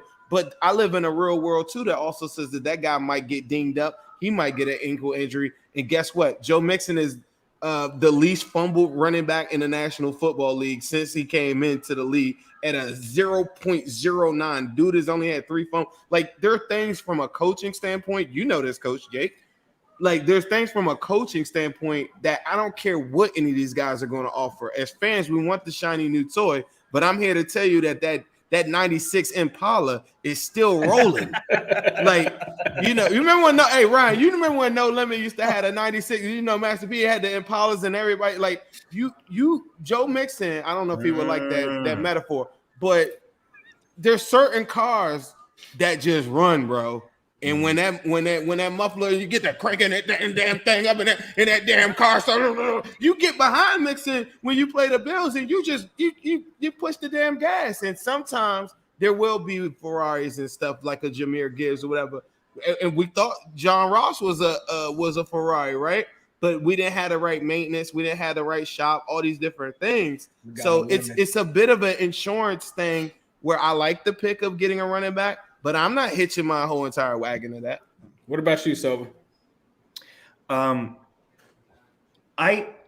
go back and forth between whether they can afford. So let's say that Gibbs is the guy, and you can't, and he's not going to eliminate Mixon from the roster, which I don't think he should. If you have that much, if you're spending a pick at 28, I know we did it last year at 30 or whatever it was with 31 with Dax Hill. Do you want to keep spending these picks can you afford to keep spending these picks that you don't get much out of in the first year? So you sort of have to weigh how much of an impact you think you can get, and then, how much value or how good the player is overall that you think that you have a role for them down the line. And so Dax Hill last year, I thought he was going to have a more role. I think we all thought he was going to have more of a role. We did these 3 safety shows for weeks, excited about Lou's shiny new toy, and he hardly played. So I think my biggest question is, if they go with Gibbs, does that mean that he's the third down guy? Is it a 50-50 split? How much work? Or is it just, hey, he gets in where he fits in, and maybe down the line he becomes the guy? So that's kind of my take on Gibbs. Jake, what's your take, man? I mean, I love that. That was good stuff, Ryan. I mean, I agree. I think, we as Bengal fans and even the organization itself, you've got to be prepared. We're going to be picking here for as long as Joe Burrow is a quarterback, somewhere in this range, right? And I agree with you. I think, are we just going to keep picking guys that might turn out to be something? We'll try to develop them for a year. We need to go out and get an impactful player right now. And I want to be very clear. I am on the Gibbs bandwagon. Gibbs or Robinson, either one of those guys, but I don't want them to replace Joe Mixon. Joe Mixon, like Zim said, he is a dude. And don't forget this: all those stats that Zim just threw out, that was behind one of the worst offensive lines, not only in organizational history, but in NFL history. Right. And I think people forget about how good Joe Mixon really is. I don't want to replace Joe Mixon. I want to give Joe Mixon a fancy new toy next to him that is going to be a big piece of this puzzle. We saw how many times did Burrow check down to Mixon this year? I mean, you need, when you're doing that type of stuff and you're checking, you got to have another Ferrari in the garage. You have to. Mm-hmm. And if the running backs are going to be a part of it, if the running backs are going to be a big part of this pass game, you have to treat that like they are an addition to the offense, not a replacement, but an addition. And I want to say one more thing about Joe. I do think $12 million is a hefty price to pay. Mm-hmm. I hope they can come with some type of an agreement, because that's only going to make this football team better. Mon said it. We got to have money to sign these guys. But I want Joe Mixon on this football team. I also want Gibbs on this football team. I want as many weapons as we can give our future Hall of Fame quarterback, because I want to win a damn Super Bowl now. Yeah. This is what I want, and this is what this team should want. I mean, it should be Super Bowl or bust this year, because this roster is loaded. If the Bengals – go ahead. I was going to say, first of all, I'm really happy to be on, man. If the Bengals get Jahmyr Gibbs, it would be the new Mark Ingram and Alvin Kamara combo. That's exactly what you're looking at right there when they had Drew Brees. And, I don't think, Gibbs doesn't mean Joe Mixon's gone to me. I think it just means, hey, you're about to get two great backs in the same backfield, get crazy efficiency, and every touch that they get is going to mean that much more, because they are limited, right? So you got to make the most of what you get. So, man, I'm like, if we get Gibbs tonight, I'll be hyped. Me and Ace were talking earlier today, and I was watching, I watch a lot of college football. I'm addicted. I don't know why. It's like an obsession. But I was watching Gibbs, and they were getting ready to play Tennessee, and I was like, man, if we had Gibbs on this team, this was back in September. I was like, this would be crazy, But nah, man, I think Gibbs would do amazing for this team. The Bengals are right there on the cusp. And what is it going to take to get them over the hump? Dax Hill is getting his opportunity this year. Is it another playmaker on offense? Likely, because they're seeing a lot of too high shell. That's not going to change. People are going to continue to double team T. Higgins. People are going to continue to double team Jamar Chase. People are going to say, hey, look, we're going to put our best corner on Tyler Boyd in the slot. Now what are you going to do? And that's probably what they're going to see a lot more, like what the Chiefs did at the end of the year, For sure. Let me say one more thing. Let me say one more thing real quick, because Mon and I, we, we're you guys are the youngins. Mon and I have been Bengal fans, since the 80s, and a lot of Bengal fans don't realize how good it was for a very short period, but how good Ickey Woods and James Brooks was. Ickey Woods and James Brooks were so tough together in that backfield. They were the thunder and lightning in that backfield, and people had we had multiple 1,000-yard rushers or close to it with those two guys. James Brooks, all-purpose leader. I mean, you can do so many things when you have two different backs in that backfield together. Sorry, guys. I just saw Pat Mahomes and Travis Kelce walking out with the Lombardi. So I'm thumbs down. We weren't booing you. We weren't booing you, man. We weren't booing you. I was Everybody, like, you're booing Icky Woods and James Brooks. Oh no, You were booing Icky Woods and James Brooks. This is straight up Pat Mahomes and Travis Kelce. They're out here in Kansas City. Hey, Everybody at my house is booing right now. Everybody at my house is booing. They know. They're watching. I saw it in the corner of my eye, and I'm like, these guys coming out with the Lombardi. I hope Joe Burrow, Jamar Chase, and these guys are watching these guys try to stunt right now. Boo, exactly. Boo them. Boo them. Yeah, Kansas City. I want to say something about Joe Mixon. Zim brought up a great point earlier. Nobody really talks about this in this, team Mixon, cut Mixon crap. He has one fumble in the last 2 years. Nobody talks about that. Austin Eckler does that every other week. And listen, I want him on the team. The Bengals are a better team with him on it. He has a lot of gas left in that tank. And I get the Gibbs thing. I totally get it. And Jake, I am old. You want to talk about the old Bengals? Really the Bengals always had those fancy pieces. They had the great wide receivers, great running backs, and they were losing 45-42 in some of those games. This is before the 88 Super Bowl. We're always going to have fancy wide receivers because Mike Brown loves wide receivers. We have to keep our defense intact. We got to have we got Pat Mahomes, we got Allen, we got all these great quarterbacks in the AFC. We got to put them on their butts. We got to rush the passer. We got to get cornerbacks. We got to prevent them from scoring because I'm telling you, it's not sustainable having 45, 41 games. It's not. Mon, how about keeping them off the field, Mon? You know how you keep somebody off the field? You Jake, run the football. He's a scat back. He's not a bell cow. We have to do it. But Joe Mixon is. But Joe Mixon is. But I'm talking about Gibbs. Gibbs is a compliment to a starter. Yeah. That's the way I look at it. Yeah, I think he's more of like the Gio kind of guy. He's a change of pace guy. The only way I think that they could replace Mixon is if you take two running backs or something crazy like that in this one. I don't see it happening. I think that all signs point to Joe Mixon, definitely being the guy this year, them adding in some other guys to that room, and maybe there's an heir apparent for the next season or so on and so forth. But I just don't see them doing it at this point. I mean, I feel like they would have probably done something like added a Zeke or something like that. If we had Zeke on the roster, I'd probably be like, okay, I'd be a little nervous if I was Mixon. But I think Mixon still has plenty in the tank left. I think even when you listen to Elizabeth Blackburn, she kind of talked about waiting for the legal process to kind of play out. But at no time did it sound like they were moving on from Mixon. I do agree with Jake.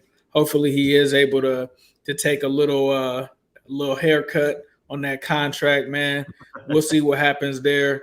But yeah, my man Eric, back from Margarita Hour. Hey, if you got the drinks, make sure you pull up with them. If you're in the chat, be sure to hit us with some super chats. Hit that like button, hit that subscribe button. We appreciate that. This is the draft party, so you will see a lot of people started. Carolina's on the clock. Bryce Young's going here, right? Clock. It's officially started. You guys thinking Bryce Young here? Bryce Young? Absolutely. Yeah. Now the Is Ryan Vegas taking odds, a shot? Ryan, have you taken a shot? Did we hear it? It's coming. Trust me. BPA. I was going to say, Twitter, listen, I have mine turned down. I'm not listening to Booger McFarland for 5 hours. That's a nightmare. That is literally my hell. Is to have to listen to Booger McFarland for 5 hours. Will just be if anyone on our show says it, because says what now? From what I heard on Twitter, they're claiming that C.J. Stroud, the Vegas odds, just went up to minus 2,000 for C.J. Stroud to be taken number 2. So a lot of people assumed Will Anderson was going number 2 to the Texans. It appears that it could be C.J. Stroud. At least Vegas knows something. I don't know what they know, but it's minus 2,400 for Bryce Young at number 1, and it's minus 2,000 for C.J. Stroud at number 2. What's the etiquette on this when we see who's getting picked? What if my TV is ahead of yours? Like, what are we doing here? Because then also you got the people in the chat too that might spoil picks too. As long as it's not the Bengals, I think we're pretty good. Like, I wouldn't mind if you guys were like, Now, unless you said Emmanuel Forrest to the Steelers, I might feel a little type of something. Well, I'm letting you know. You know how this goes, bro. It's over 300 people in here. One person is going to tell you what happened. Oh yeah, somebody's. Because currently, right now, I know the number one pick. Me too. Who's the number one pick, fellas? You guys tipping picks? I'm not tipping, but this is a little crazy. I did find out too. Hey, can I answer your question? It's Bergeron. I hope it is. I hope it is. Ace, can I answer your question real quick about what does Vegas know? Yeah, for sure. Let me tell you what Vegas knows. They know Davis Mills. That's what Vegas knows. They know Davis Mills is not. Because that's the Texans starting quarterback right now. There is no way in hell, if you're the Texans, that you pass up one of these three quarterbacks. There is no way that happens. No way. For sure. Well, I mean, we could talk about it right now. The notifications are going off. Bryce Young at number one. It was a few weeks ago with C.J. Stroud, man, and me and you were like, looking at this realistically, fellas. Bryce Young might be the guy. How do you guys feel about Bryce Young going to the Panthers, man? I'm happy he's in the NFC. You know what I'm saying? Get all those we got too much talent over here. Take Bryce Young in the NFC. Maybe we see him one day in the Super Bowl. But I think the kid's special, man. I like Bryce Young a lot. Coach, I know that you like the offensive side of the ball. What are your thoughts on Bryce Young? I do, and I love the quarterback too. I think this is the right move. I mean, again, the guy plays for the best college program. I hate to say that. I'm not an SEC guy, but obviously Alabama is the top of the tier, and this is a guy that's competed at a very high level. He can make all the throws. He's very athletic. I mean, he's got all the tools. And I'm going to tell you right now, Carolina is putting something special together. Frank Reich has done a great job of building this roster. Bengals South, man. That's South. What I told. Well, I told him on our show. I said it's the Carolina Bengals. It's basically Carolina Bengals. Yeah. But that's smart. I mean, you go out, you get a guy like Von Bell. They're bringing in these veteran guys that are going to be leaders and help build culture in that locker room and get behind a young quarterback. I mean, this was a no-brainer. And I'm going to tell you right now, I just said it. For the Texans, it better be a no-brainer too. Because if I'm a Texans fan and you're marching Davis Mills back on the field next year, I'm going to be pissed. For sure. Zemi, what are your thoughts on Bryce Young being the pick for the Panthers? He makes sense. I mean, it was a pick, with the pressure that you have on as an organization, to take a quarterback, you can't pass up on the best quarterback prospect in the draft. It's a no-brainer for me on that one. Hey, man, I hope Chris Mortensen is okay. He's lost a lot of weight there, so hopefully he's all right there. Looking like Dick Clark. Yeah, man. Sova, what are your thoughts, man? I just think there were two of all the quarterback needy teams, there were two places where the quarterback was going to have the best chance for success, and that was going to be the Panthers based on what they did in free agency, adding receivers and running backs, and the head coach who's a quarterback-friendly guy, obviously, and then the Colts. You can lead on Jonathan Taylor. You have some young pieces, Alec Pierce, Michael Pittman Jr. So I think, I'm kind of they all feel the same to me. Like as far as Bryce Young and C.J. Stroud, like I don't have anyone ranked ahead of the other one. They're pretty like spot on. But I think just this is a great place for one of them to go, and I think Bryce Young's going into a great situation.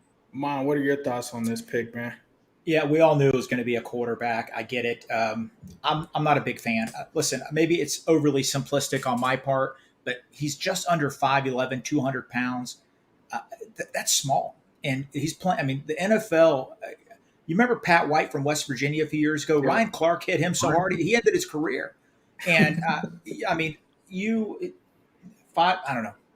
I wish him the best. I think they picked the wrong quarterback. I would have went with Stroud personally, but we knew they were going quarterback. I hope he has a great career. I just don't think those numbers, his size and height, I don't think it's going to translate. Drew Brees was pretty good. He was. Well, that is true. That is true. But there's a lot of short quarterbacks that weren't.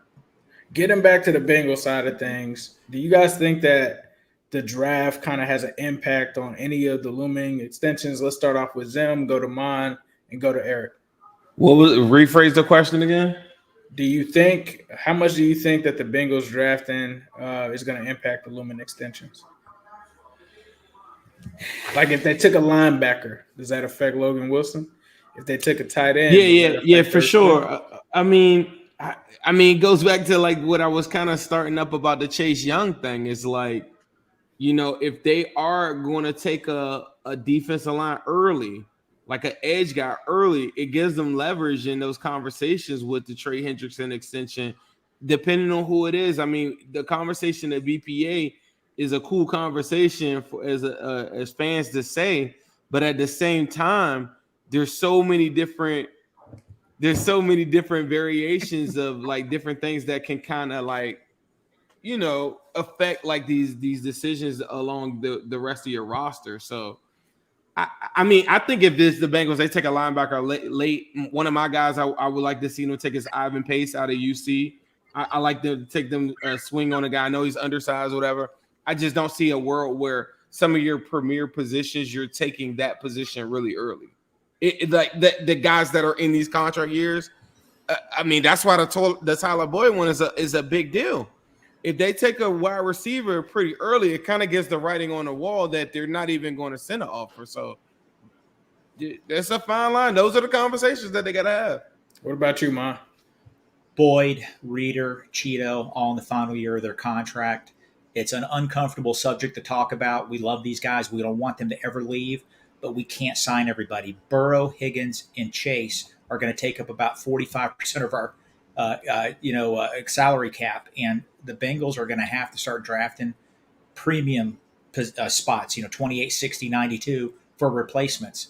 And if we see a wide receiver at 28, or 60, I think we know why.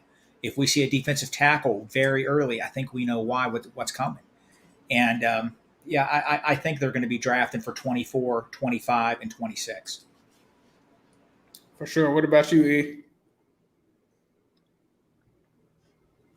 Oh, you're on mute. It's like I'm in the office. I'm on mute. But I think it will have an impact. The only position I don't think it'll make too much of it's going to be too big of a deal is if it's a receiver.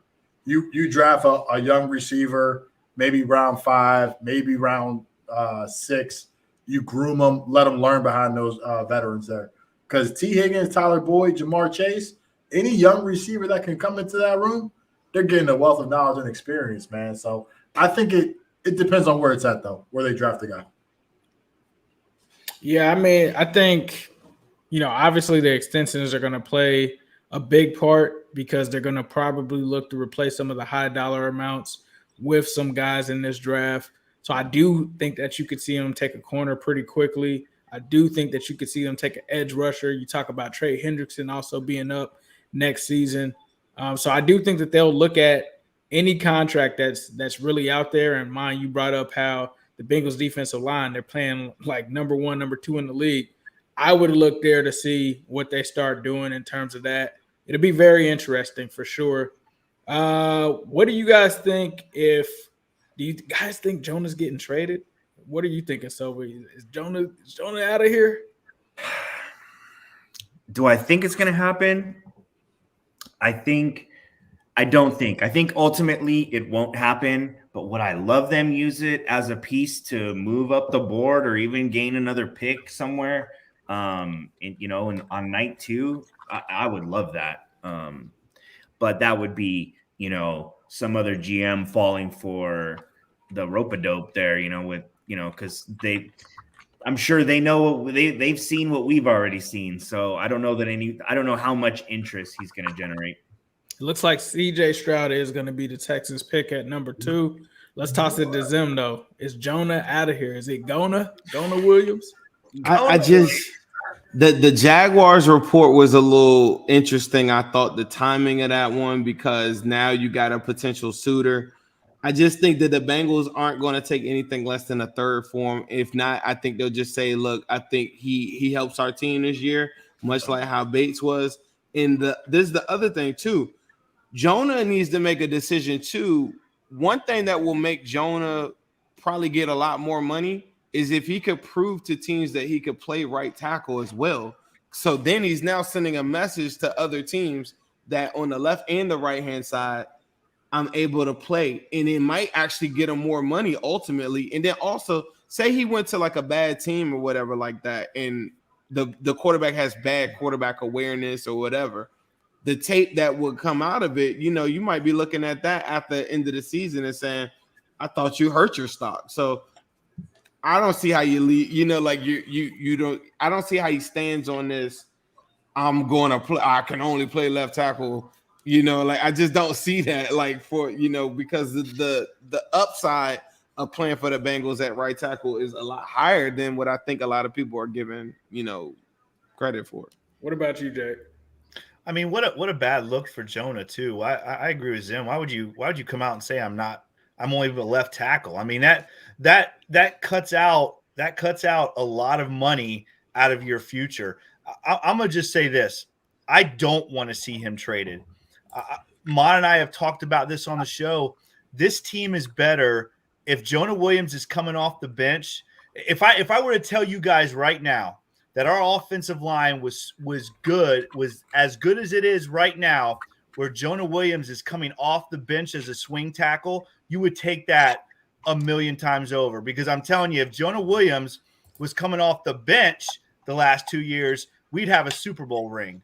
Because this offensive line is good enough right now that if Jonah is coming off the bench, we actually have some depth there. A guy who is, again, I'm not saying Jonah is a world beater, but he's a lot better than any depth that we've had the last 2 years. So for me, I don't want to see him traded because I'm more than happy to pay him $12 million to be our swing tackle. Again, I'm in it for a ring. This football team needs it. This is Super Bowl or bust. And Jonah Williams helps this football team more than any rookie that the Bengals would be drafting at 28. Mom, what are your thoughts, man?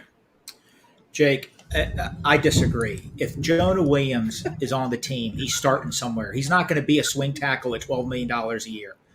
There's no way he's going to be playing right tackle. He's never played right tackle. He's going to start over Leo Collins? Jake, Mike Brown will not allow him to sit on the bench at $12 million a year. There's no way. He's going to get traded. He might not be this weekend. He's going to get traded in August when a tackle gets hurt by another, on another team. They'll get desperate. Mike Brown, he's a very patient man, and he'll trade him potentially then. I just don't see Jonah Williams sitting on the bench making $12.6 million a year. If he's on the roster, he's going to be starting at right tackle. And Collins, he might not. He'd be PUP for at least 6 weeks, And I just don't see Jonah Williams sitting on the bench at $12 million a year. If he's on the roster, he's starting. That's why Jonah, that's why Jonah is going to be on this football team because Leo Collins might be on PUP till week 6. That's why Jonah is going to be on this football team. He is not getting traded, Mon.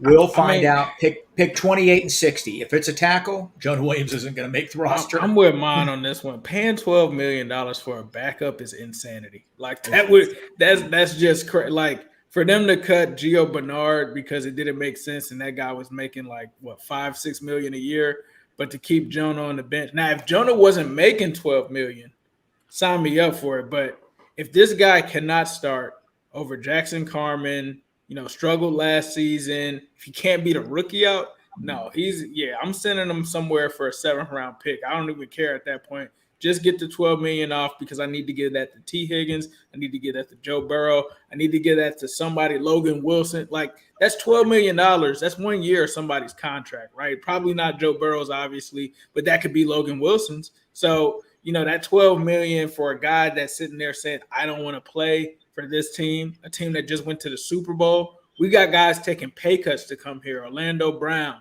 La'el Collins, and you're talking about you're not suiting up because you don't want to play right tackle. The audacity of this guy, man. They called you a guard coming out. Like, what are we doing where you're talking about, I'm playing right tackle, and then you see the stuff come out from the owners' meetings, and they're like, yeah, he's a guard. He's proved that he's not a left tackle. Like, these are owners saying this. So the audacity for this guy to do that, I get it. You're upset. But at the end of the day, man, Joey B, was up in New York having burgers with Orlando Brown because you weren't cutting it. So if you want to have an opportunity and a shot to prove yourself on the team, go play right tackle. Stop complaining. Stop doing this trade request stuff. Like, I'm not paying that guy $12 million to be a cancer in the locker room if that's what he wants to do. I'm just not doing it. What about you, E? Man, you know I'm a player's advocate. I'm not going to go there. You know, I'm a player's advocate. I do lean the side of player first in some situations, but I do think Jonah Williams, his stance of not wanting to play right tackle is kind of like, I don't know, man, because sometimes you got to put the team before yourself. Sometimes it's bigger than you. So I do like, man, you guys are right there. Is it about winning or is it about the money? Hold on. Oh, go ahead. The Cardinals are trading number 3 to the Texans. Houston is back on the clock after they took C.J. Stroud. Are they going to also take Will Anderson? Are they coming back to get Will Anderson? Are you serious? My bad, E. I just had to throw that man, that's incredible. Hey, man, that's incredible. Good for the Texans. That's a hell of a I just searched on my Twitter Cardinals trade because I was like, they got to get out that pick, right? Wow. Oh, my gosh. They just did numbers. Cardinals need bodies. They're back on the clock. This is like some Madden stuff. This is some Madden stuff. Like, let me trade and get back up. Texas back on the clock.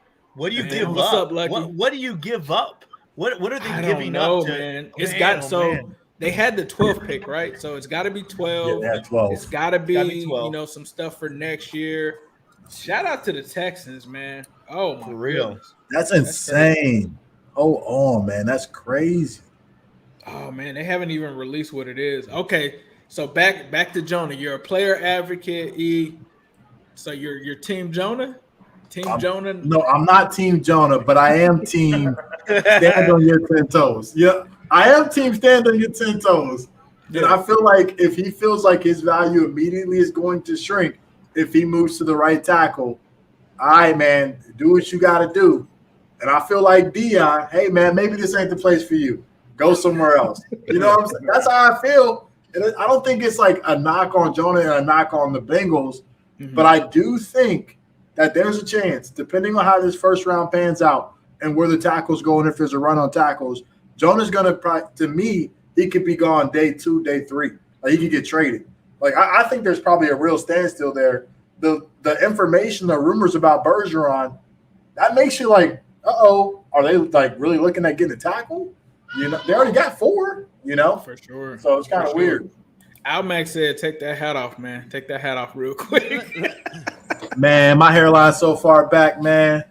Hey, me and Eric on the same time. Can we go to this trade real quick? So the Texans go up to 3. The pick is in on my screen or whatever, right? I haven't seen it yet. But, let's talk about this. You say Will Anderson? I'm thinking it's Will Anderson. It looks like it is Will Anderson. It is? They're taking Will Anderson. Okay.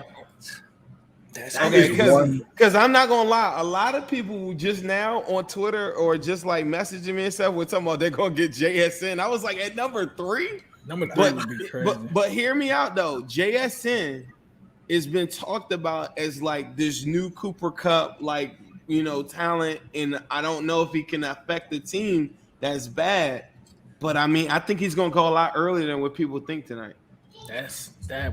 So I got the compensation. Man. I have the trade compensation. Okay. The Texans are trading pick 12, pick 33, a 2024 first, a 2024, third.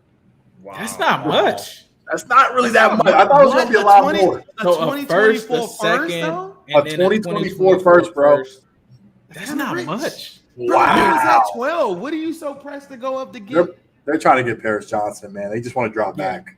I think they wanted to drop. What if they drop back and miss out on Paris because of that? That's crazy. That's crazy. I mean, that you're right. Wow. That's not a lot. That is not a lot at all. That's that's a steal for the Texans. That is a steal.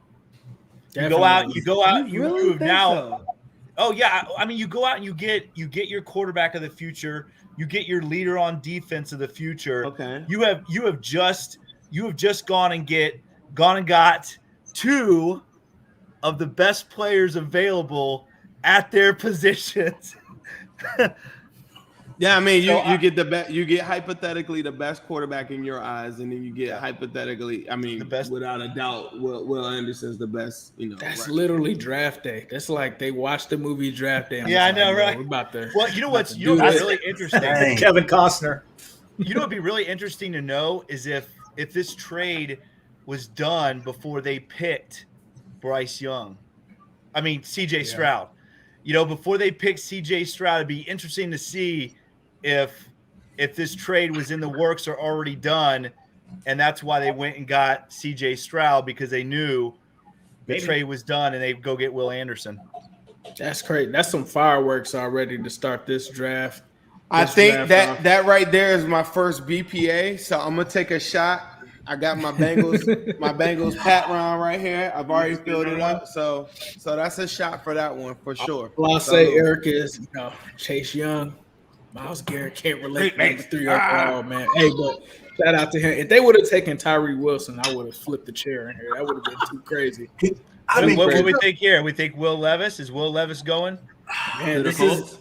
I I think it's Will Levis. I want some I bet he craziness. does. Can we get Anthony? Can we get Richardson? That's Can what we I'm starting to think, in? Sam.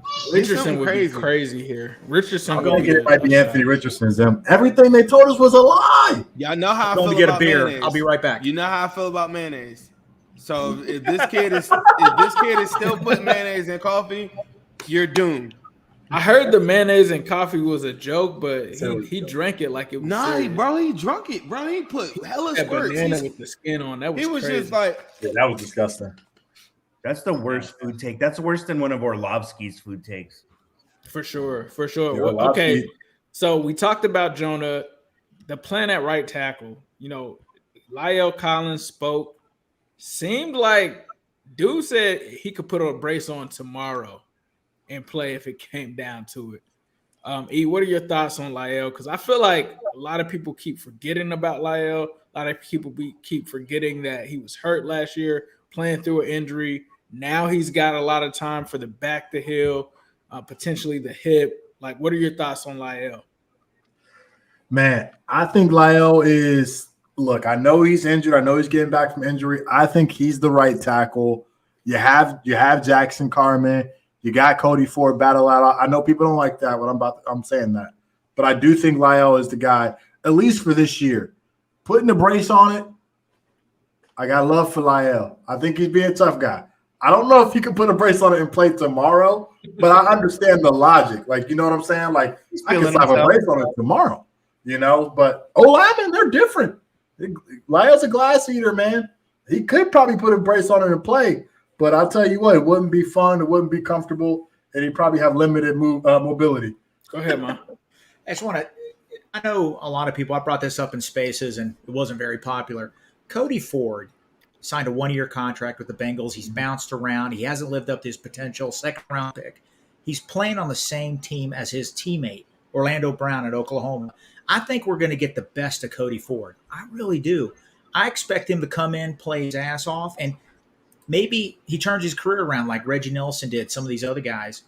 I wouldn't shut the door on him. I mean, I get it. He's had a rough 4 years, but he could turn out to be a decent player.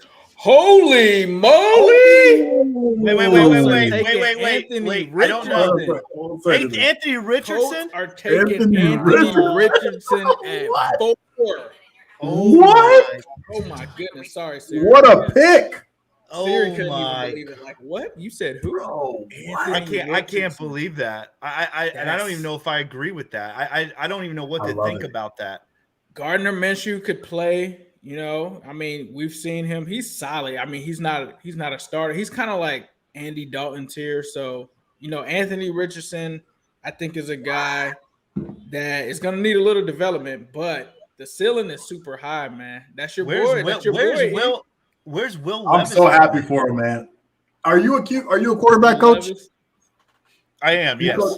I know that he's a little rough around the edges. He's very he's very rough. But just think of all the things you could do. Like Eric, but this is Eric. Let me just say this. Is that's different when you're picking at 15, 20. Right. When you're picking at 4, you better have a guy that you are sure is a dude. Yeah. And I'm gonna tell you, worked. yeah. And Anthony Richardson, his sample size is it's very inconsistent. It is not good. His mechanics are bad. I mean, he's got the tools, right? He's got the arm, he's got the legs, but quarterback is so much more than just the arm and the legs, and he doesn't got the rest of it. And I don't know. I mean, I'll be honest with you. Coach can teach him the rest of it, or you think it's fixable, or you think it's just he's not gonna end up. I mean, look, I hate to drop names, but look at Achilles Smith. I mean, I don't know if you guys remember, but when Achilles Smith came out, he was Anthony Richardson. Right. He was a big arm. He was athletic. He threw for 4,000 yards his senior year. Some guys just can't grasp the game. And I'm not saying Will Levis is the guy. I'm just saying at 4, you cannot go get a guy that's raw at 4. I see it. Hold on. Yeah. Anthony Richardson is the pick. That's what we're talking about.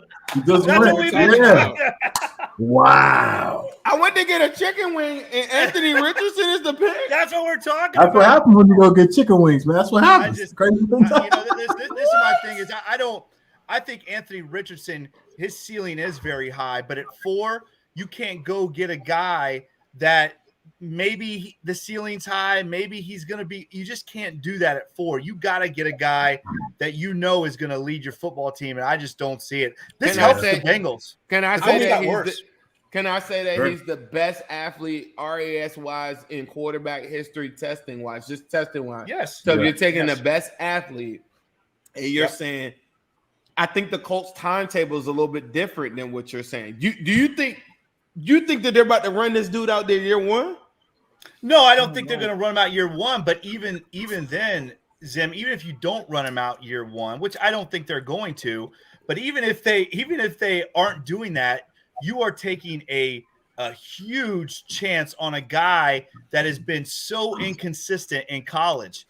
He wasn't even that good in college. Bro, he had a game I watched. It was one of the worst games I've ever seen. I think bro was like 7 for 30. It's terrible. He was like that's terrible. Our boy Game On thinks he's the worst prospect of all time. He's gonna lose his mind when we talk to him on Twitter. What are you gonna say, terrible. Now, I want to. Oh, my bad. Go ahead, man. Sorry, buddy. No, listen. He's just a classic boomer bust. If he can get the coaching to coach him up, get those intangibles, he could be an all-pro. But hold on, is this coming from a Florida State guy? Aren't you a Florida State fan, Ron? My kids go to Florida State. I'm a West Virginia fan.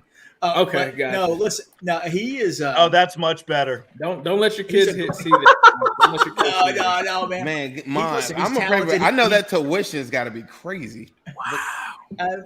Well, listen, they both graduate May 6th.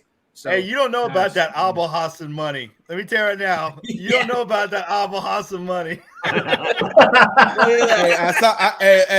saw the blazer when we first got in. I said, Tobin is in here getting money.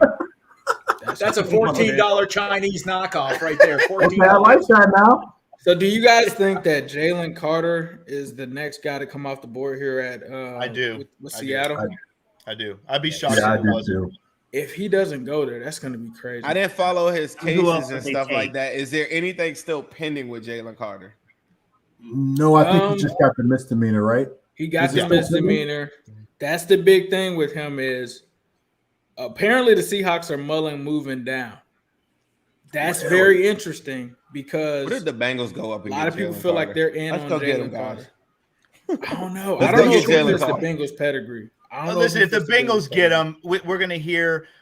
Oh, it's the same old Bengals. Blah blah blah. I'm gonna tell you guys this. It's crazy. A little birdie that's a squealer told me they are rumored to try to move up in the top part of this draft. If Jalen Carter falls, keep an eye on the Steelers possibly trading up to get him. That would be. I think their offensive line and their corner. If they do that, they're conceding that they don't care that we're going to put 40 on their secondary. The secondary they're is not stuck ready in for 2005. Right. Like, what are you doing? This is not defense anymore. You can't have Kenny Pickett and have a good defense and expect to participate in the AFC. I mean, we just added C.J. Stroud. He's already better than Kenny Pickett. I mean. Yeah. Anthony Richardson might be better than Kenny Pickett, honestly. Shout out to everybody that's checking us out. We've already been on here an hour and 43 minutes. We're rocking and rolling 4 hours. I want everybody to make sure that you get a chance. I'm going to put it in the chat here. Make sure y'all follow the Twitter at Wincinnati Pod.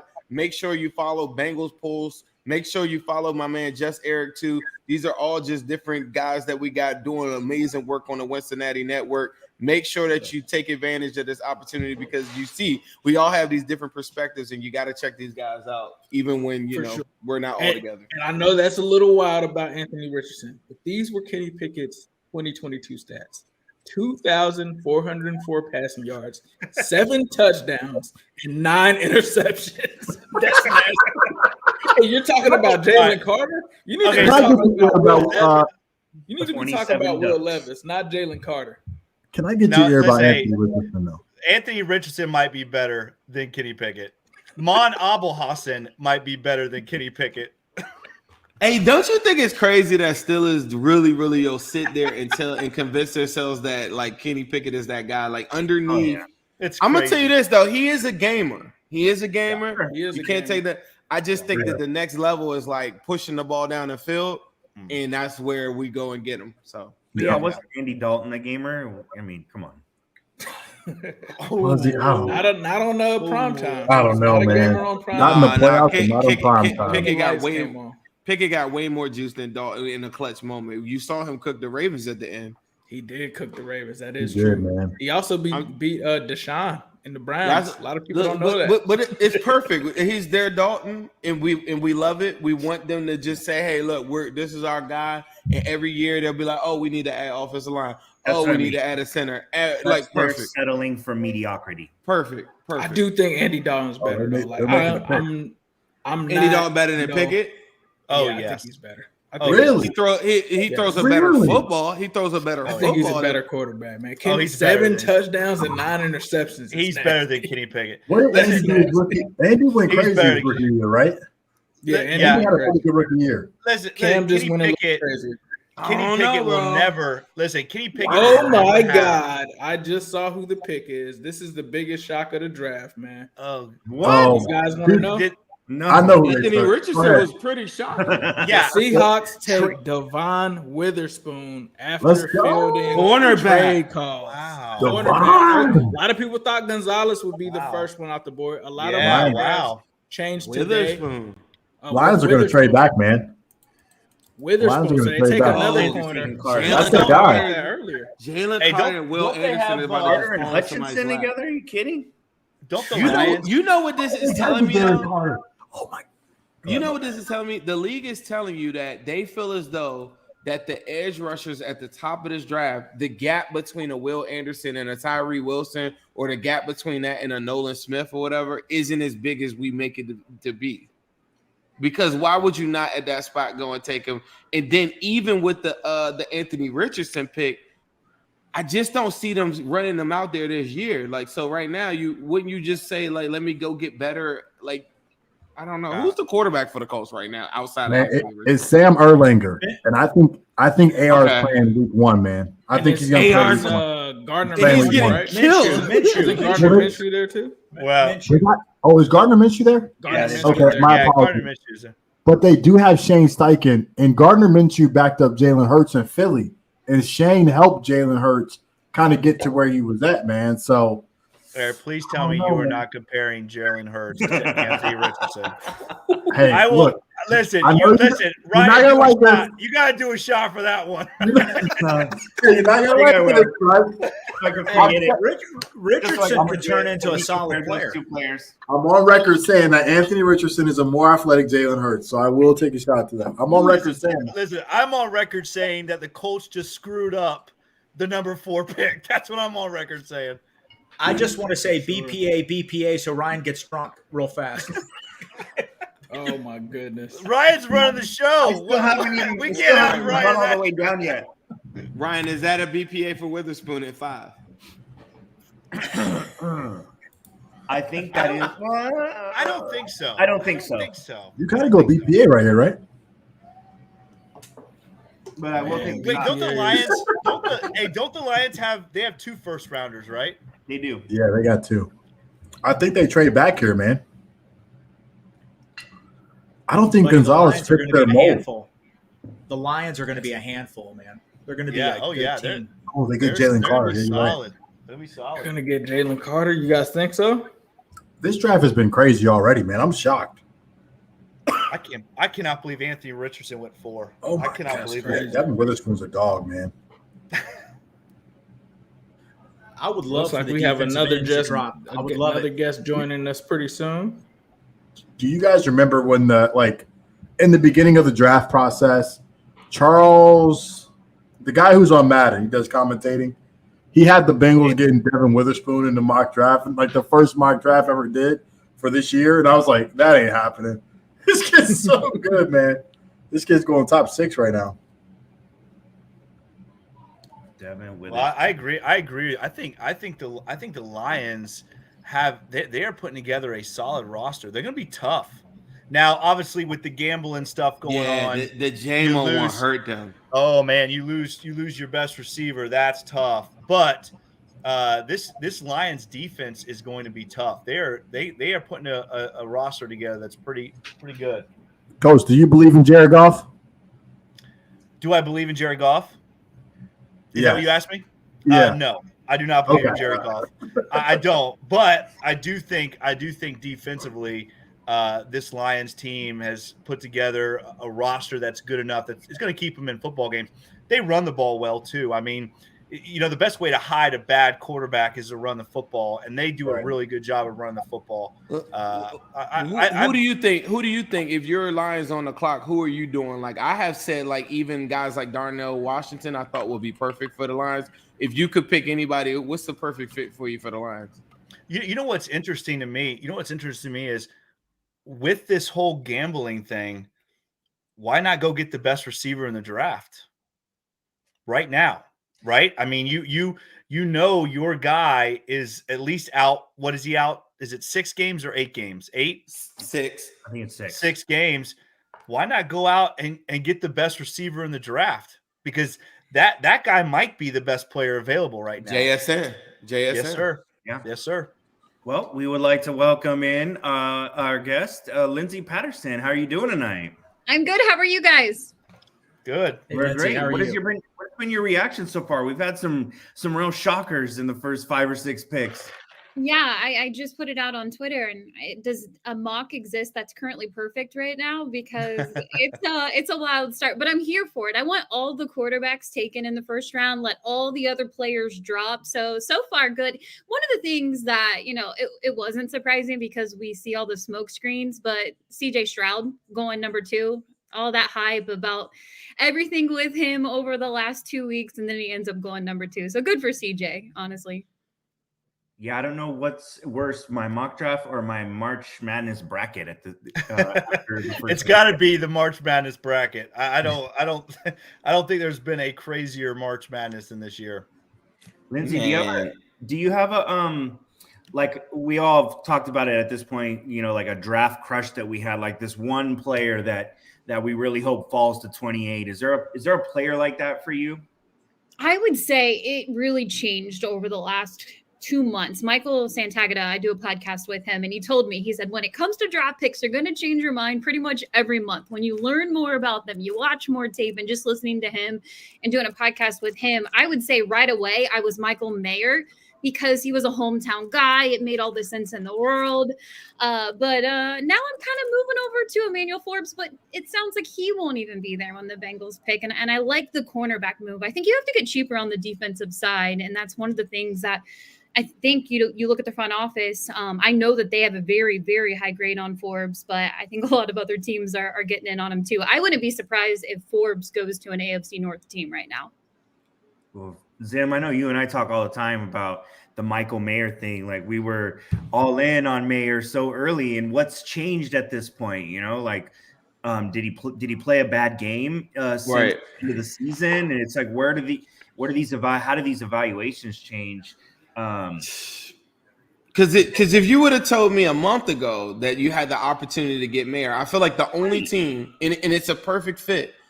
I think the Cowboys are a real thing. But if we're seeing guys like Witherspoon and all these guys come off the board, or Anthony Richardson coming off early, it's pushing some elite guys down. Now, I know the Cowboys took a defensive rusher, I think, second round last year, but you can never have too many. And I just think that if they get to a board, tight end, we argue about this as a fan base all the time. Same thing with running back. You get to a board and you got an elite rusher on the board, or you got an elite, something like a big dollar position, you probably aren't going tight end. And that's where I get, we got a trade alert here. So Arizona back on the clock now. Wow. Okay. They move up to number 6. Yeah, wow. So Arizona's trading up to get back in. It's definitely for an edge guy. That would be my guess. So, but I just think it's a wild proposition. You talk about like this tight end position. For some teams, it is a luxury in the first round. I think the Cowboys are the one team I think that have the luxury of taking a tight end over some of these positions. And Mayer's a real thing to me, and I think there's like a big chance, like going how this is starting off early. Some of the elite edge guys still there.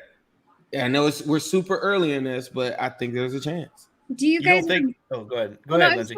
Do you remember? And look, the chances, it really feels like the Cowboys are going to take Michael Mayer, but who knows? We don't know a thing until draft night. Crazy things are already happening. But one of the things that I really loved about Michael Mayer, he's a hometown guy, but he had a tweet. He deleted it because I think Bengals fans found it, where he was holding the Lombardi of the Super Bowl for this upcoming season. And I thought it was just absolutely perfect. The way he talks about Joe Burrow, his family would be at all the games, and just another weapon for this team, I think would be huge. But I also understand if they go on the defensive side, but we'll see what happens if Mayer is there at 28. I can tell you the talk where I'm where I'm head football coach at is 5 minutes away from his house, from Michael Mayer's house. And I can tell you the talk right now in our town is Michael Mayer. Everybody wants Michael Mayer. I was going to say to you earlier, Zim, when you said the Cowboys are the only, you don't think the Bengals fall in that category of a team that the tight end just makes sense? It really does make sense with this football team. Yeah. You know what I mean? For us. Yeah, absolutely. I mean, I think you look at this team position by position, and tight end is that position. I know we're 3-4 wide. We spread it out. Sure. But man, oh man, if you can find a tight end that can create those mismatches like a Mayer, like a Kincaid, why not go get the future Hall of Famer another weapon? To me, it just makes sense. It makes sense to go out and get the tight end, to go get the running back, to go get a guy that is just going to make this offense more dynamic. Lindsay, I want to ask you, what do you think about running back at 28? If Gibbs can I say this, Paris? Yeah, go ahead. Can I say Paris Johnson is the pick? Paris Johnson was the pick. They trade up. They trade up. Cardinals get back up, trade up in it, and now they got their tackle of the foreseeable future coming up. Go ahead, Jake. Go ask your question. No, I just want to ask you, Lindsay, because my crush is Gibbs right now. I love him. I think we could see the next James Brooks and Ickey Woods. For me, it makes sense to go out and get a guy that can maybe take away some of that shell defense that we're seeing, get the ball in his hands. He had almost 50 receptions this year, almost 80 the last 2 years. What do you think about running back? If Gibbs or Robinson are somehow at 28, what would you feel if the Bengals went out and got one of those two guys? So Bijan Robinson feels like a Lamborghini if he's there at 28. I still feel like he's going to be gone. I know how people feel about the running back in the first round, the value of the position. A lot of people put tight end in the same category. But for me personally, I think if the guy is available when you talk about the running back conversation, Jahmyr Gibbs does fit this Bengals offense better. And I think you really can't go wrong, because people have to remember, yes, it might be a first round running back, but you're almost in the second round. The next time you're going to pick at 60. So are these guys going to be here? How much do you think they're going to impact the season? And they still need a guy, and Brian Callahan talked about it, to complement Joe Mixon going into the season. And I feel like Gibbs would be that guy, and more so because I don't think Bijan will be there, to be completely honest. Agreed. I agree. I wish he was, but I agree with you. I don't think so. And again, 28, to me, at 28, going out and getting a running back is good value, especially if it's like you said, if it's one of those guys that's a Ferrari or a Lamborghini, why not go out and get him? Our running back room it's kind of, I don't want to say it's in flux right now, but I think we all thought Chris Evans was gonna be the guy, right, that is gonna fill that spot. Mon and I talked about it. We thought he might be one of the team MVPs before the season kicked off. And for some reason, Chris Evans it's just not happened. I think you got to go out and you got to get one of these top running backs. If they are at 28, that is great value, because like you said, Lindsay, 28 is basically the second round. And you get the 5th-year option, right? 100%. And for me personally, I would love all these offensive weapons, but you do have to think, when you think of the core of this offense, the T. Higgins contract, Jamar Chase, Joe Burrow, that's your core on the offensive side. You need to get cheaper on defense. And we don't know what's going to happen with Cheeto after the season. I'd love for Cheeto to ball out, and that conversation is happening with the Bengals front office and saying, you know what? We should probably extend Cheeto. It's good to have all these cornerbacks, but you need to get cheap in one area. And I think defense is what you really look at in this draft. Now, I would be surprised if it was more offensive heavy, to be completely honest with you. I agree. Go ahead, Mom. What are you going to say?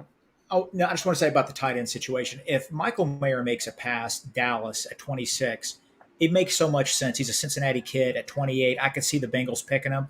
Let me just play devil's advocate here. If you guys listen to Dave Lapham on Dan Hort's podcast, he mentioned tight end. He seemed really down on it. He said currently the way the Bengals offense is structured, tight end is the 4th option.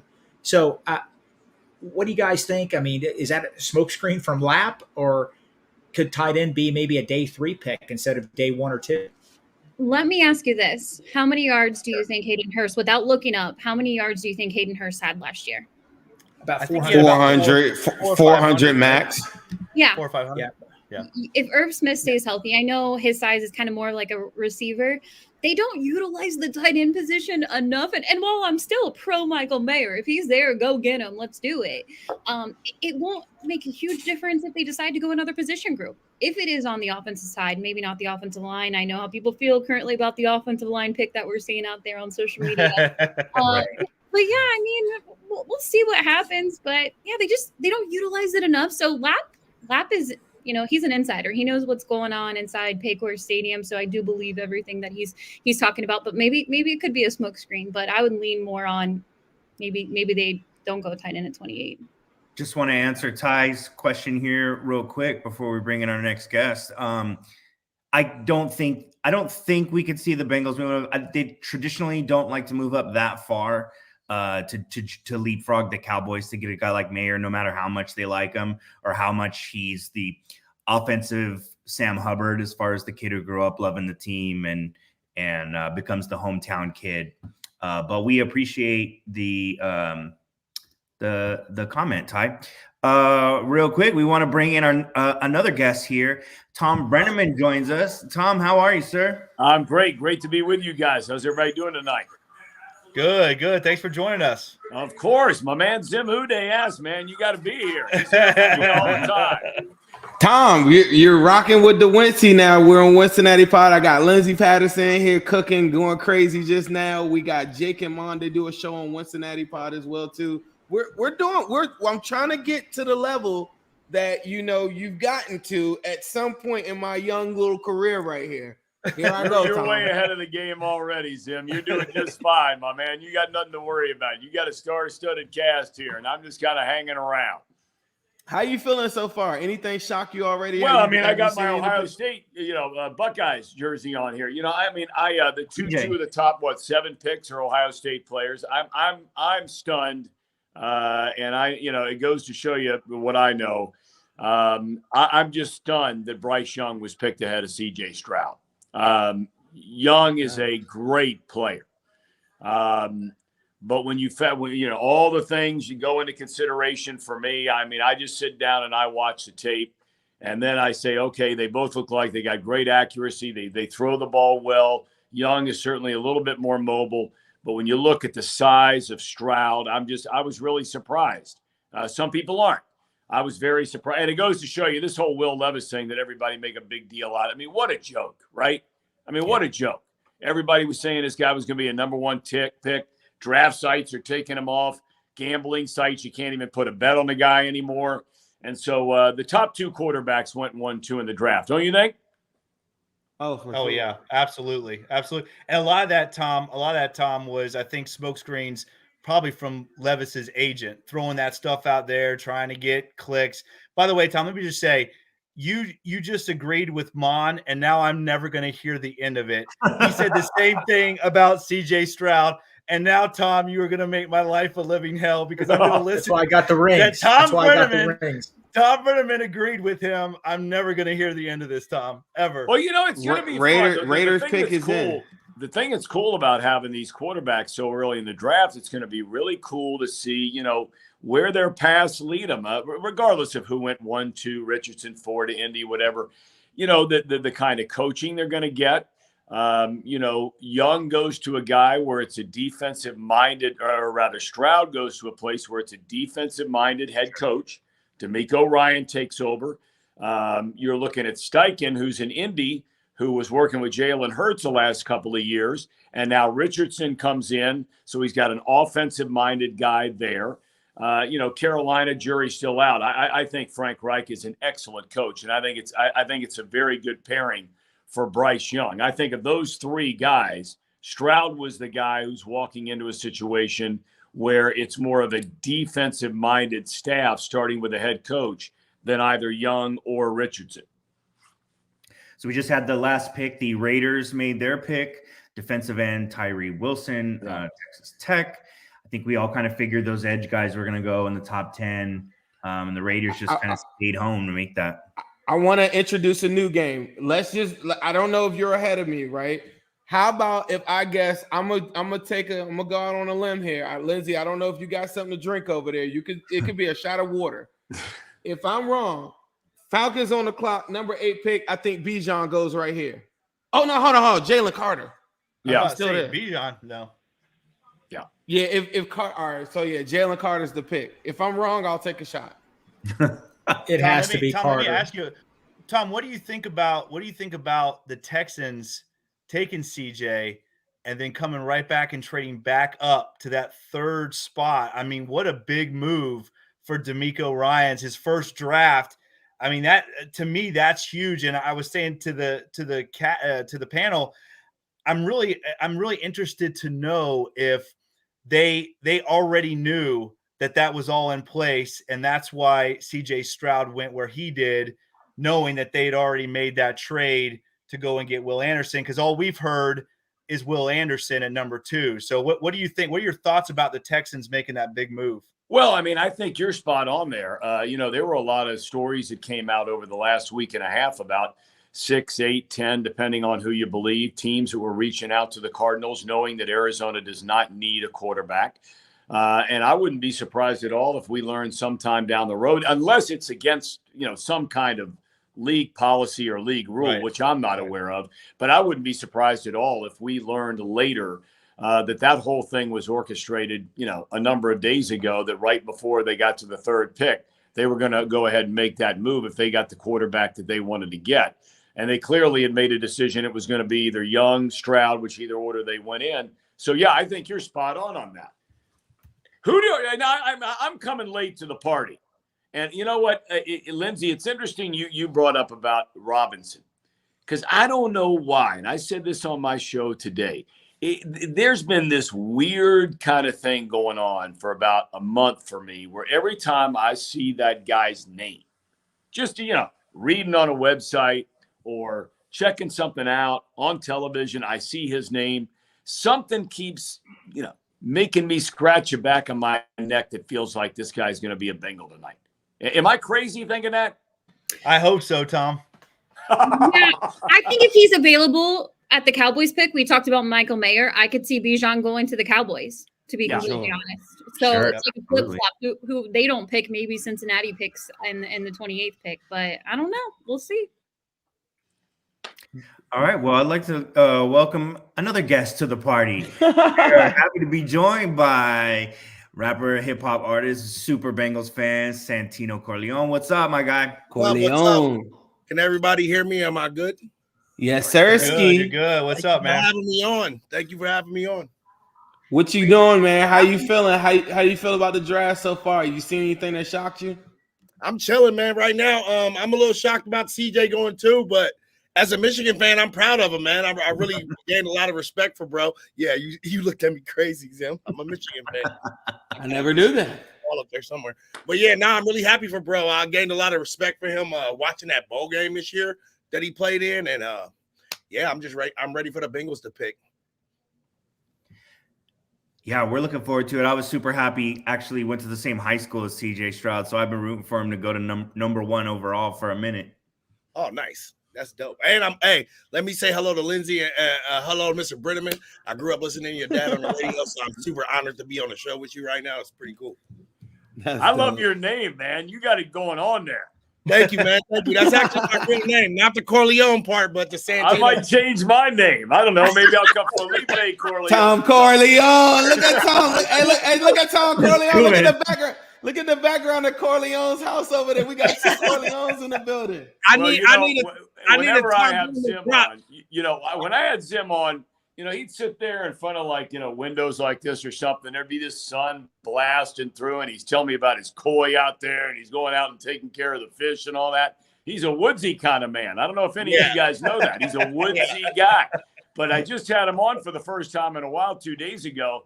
And Zim, I mean, you got the curtains going. You got the new paint job going. You got the coffee maker thing now. You got it going on, man.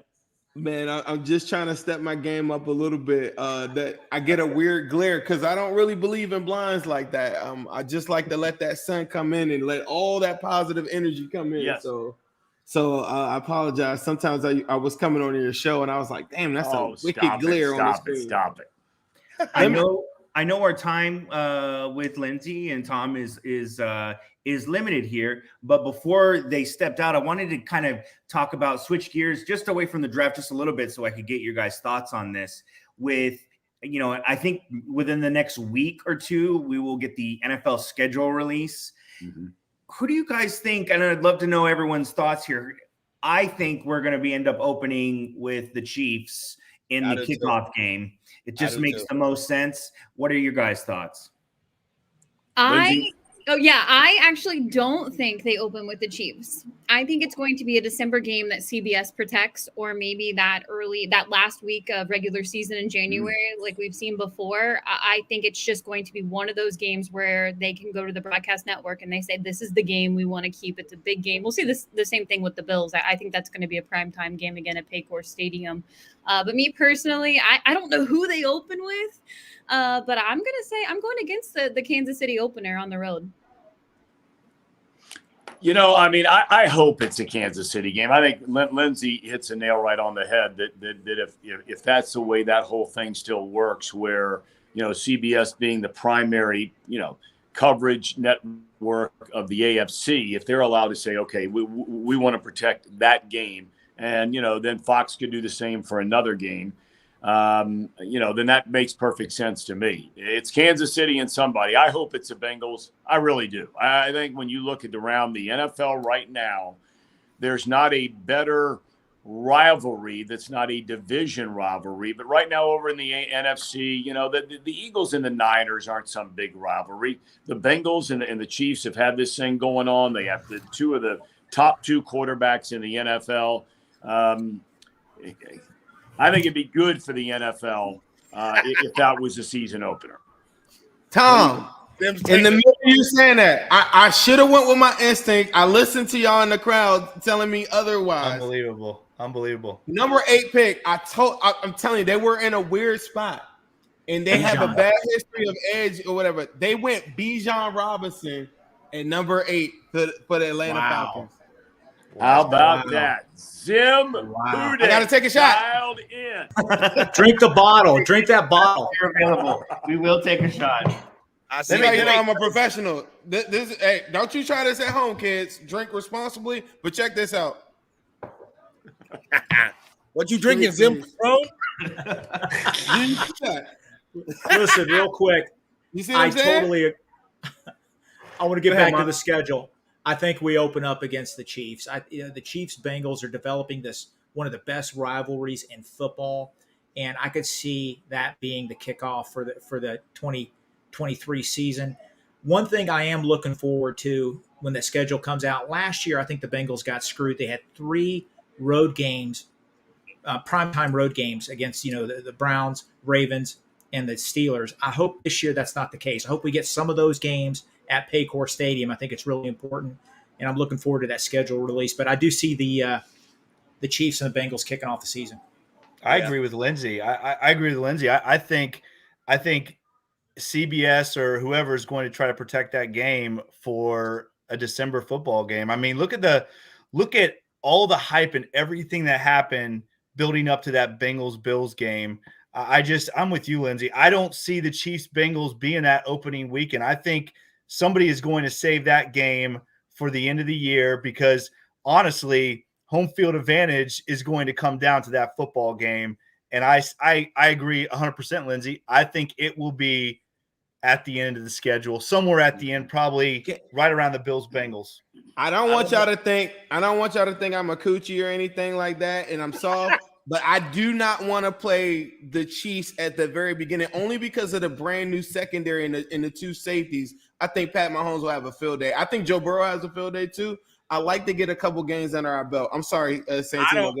I was just gonna say my nerves can't take a Chiefs game first week with being on Twitter and arguing with their fans week 1. I'm gonna have to ease into the arguing on Twitter this year. Lindsay, you're not scared of that though. Lindsay got her guns loaded up. You tell them. If you say something, you just got to mute it and never go back. Yeah, true. Never go back to what you tweet because somebody will be there. But no, I just think the good news is the Bengals have 9 home regular season games this year. Everybody knows kind of what happened last year. And I do think that they're going to get the max of primetime games. I'm just hoping the NFL schedule is a little nice to them instead of 3 AFC North games and primetime on the road. They owe us. Maybe they're at home, and that Nashville road trip is always a good time as long as that's not in London. It's a great trip for Bengals fans. I think we have to play the Chiefs where it means something, and we beat them again in order for us to truly get our lick back. Like, we could beat them in the regular season, cool, but I want to beat them again in the playoffs when it matters. Like, you know what I mean, to get that back, and then of course go on to win the Super Bowl. Yeah, agree.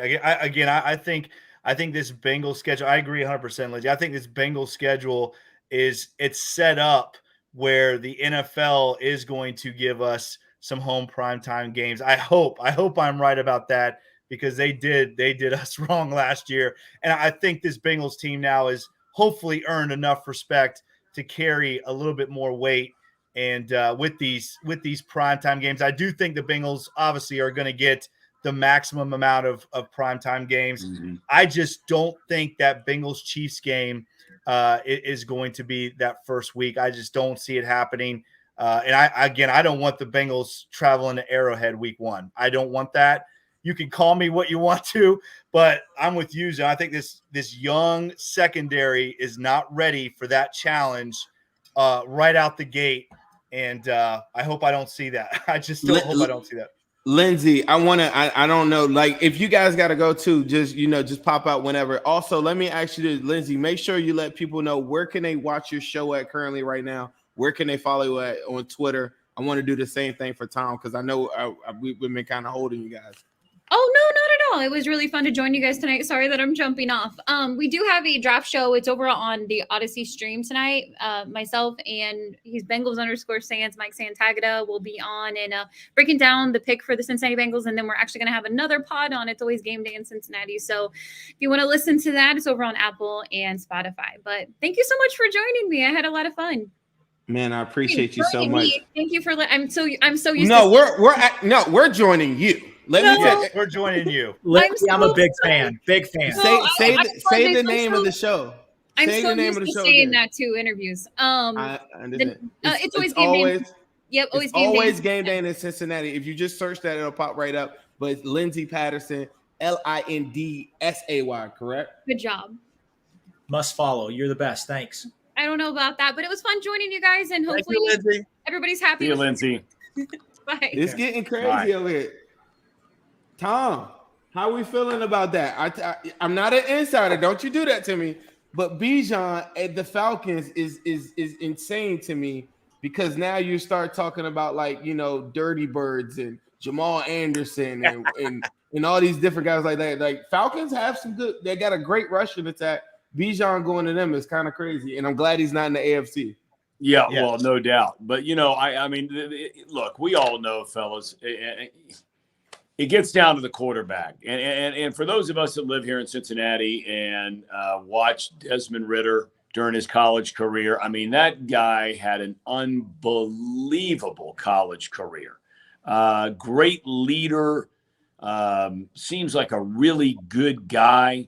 I'm glad he got a chance there at the end of last season, but he's no different than some other guys out there. I mean, in essence, he's really like a rookie. He's no different than Stroud and Bryce Young and Richardson and all these guys, and that he didn't play enough last year where, you know, what he started 3 games maybe at the end of the year. So, you know, the Falcons have done a great job building their defense. They've overhauled that whole thing, brought in some good veteran players. Now they got Robinson. But the quarterback play is going to determine how well they're going to do in a really weak division. Really weak division. You guys might love Carr. I've never loved Carr. But right now, Carr's probably the best quarterback in that division, don't you think? Oh, yeah. By far. Yeah. While you were talking, Jalen Carter goes to the Eagles. So now Jalen Carter, Georgia boy, next to Jordan Davis. Woo! Your cock's still hanging around there, right? We got an arms race. We got an arms race over in the AFC with, like, weapons on offense. You look at the San Francisco D line and the Eagles D line. I'm telling y'all right now, those are 2 matchups that I do not want for this Bengals offensive line, the way that it currently stands or whatever. In the Super Bowl, you know, it's Joe Burrow going to cook them and go crazy, but for the regular season, the teams in that division got some problems. Santino, what do you think about that pick? No, I was looking at the chat here going crazy, saying the Eagles, they just turned up, man. Their defense about to be sick. Word. Wow. And by the way, Ryan, that is probably best player available, Ryan. Not to do that to you. I hate to do that to you, brother, but that's probably best player available. I figured it was coming. So that's why I figured I'd get some food in my stomach. I didn't get the drinking memo, man. Nobody gave me the memo. So we're taking a shot, or whoever's participating is taking a shot for each time best player available. Santino, you could just hit the J. You could just hit the blunt one time if you want. I didn't know. Hey, look, it's free game on here. No matter whatever you want to do. If you drink water, you want to take a shot of water, Tom. I know you're not doing your extracurriculars because you're on camera, but I'm gonna tell you, when I catch up with you, I'm gonna have to bring out the drink or something like that. I'm gonna keep you squeaky. I'm gonna keep you squeaky clean over there. I want to do a shot with Tom. Ryan, how many is that, Ryan? He's lost count. I'm gonna say that was number 6. Hey, it's early in California, man. You can't get Ryan too wet. How many fingers? How many fingers? Ryan came up with this. Turned up by the time Samantha gets home. I saw Doja in the guys. Good being with you tonight. Tom, tell them about Off the Bench. Off the Bench, 10 in the morning until noon every day Eastern time. We're on YouTube. It's Chatterbox Sports page. Same thing on Facebook, Chatterbox Sports page. And we're in podcast form, Off the Bench with Thom Brennamen. You're dialed in. Thanks for having me tonight, guys. Have a great night. You're the man, Tom. Thank you. I love the show. God bless you. Mwah. Be good. What's up? Now we are joined by Bengals captain and Hue Jackson. How y'all doing? How is it at the Paycor right now? Oh, it is crazy here. Like this line was like wrapped around the building. I feel like we're cut off here. We're gonna okay. All right, I'm gonna keep talking to you. Cap's gonna give everybody a tour if you can still hear me. Give us a tour. Let us see it. There's so many people here. It's crazy.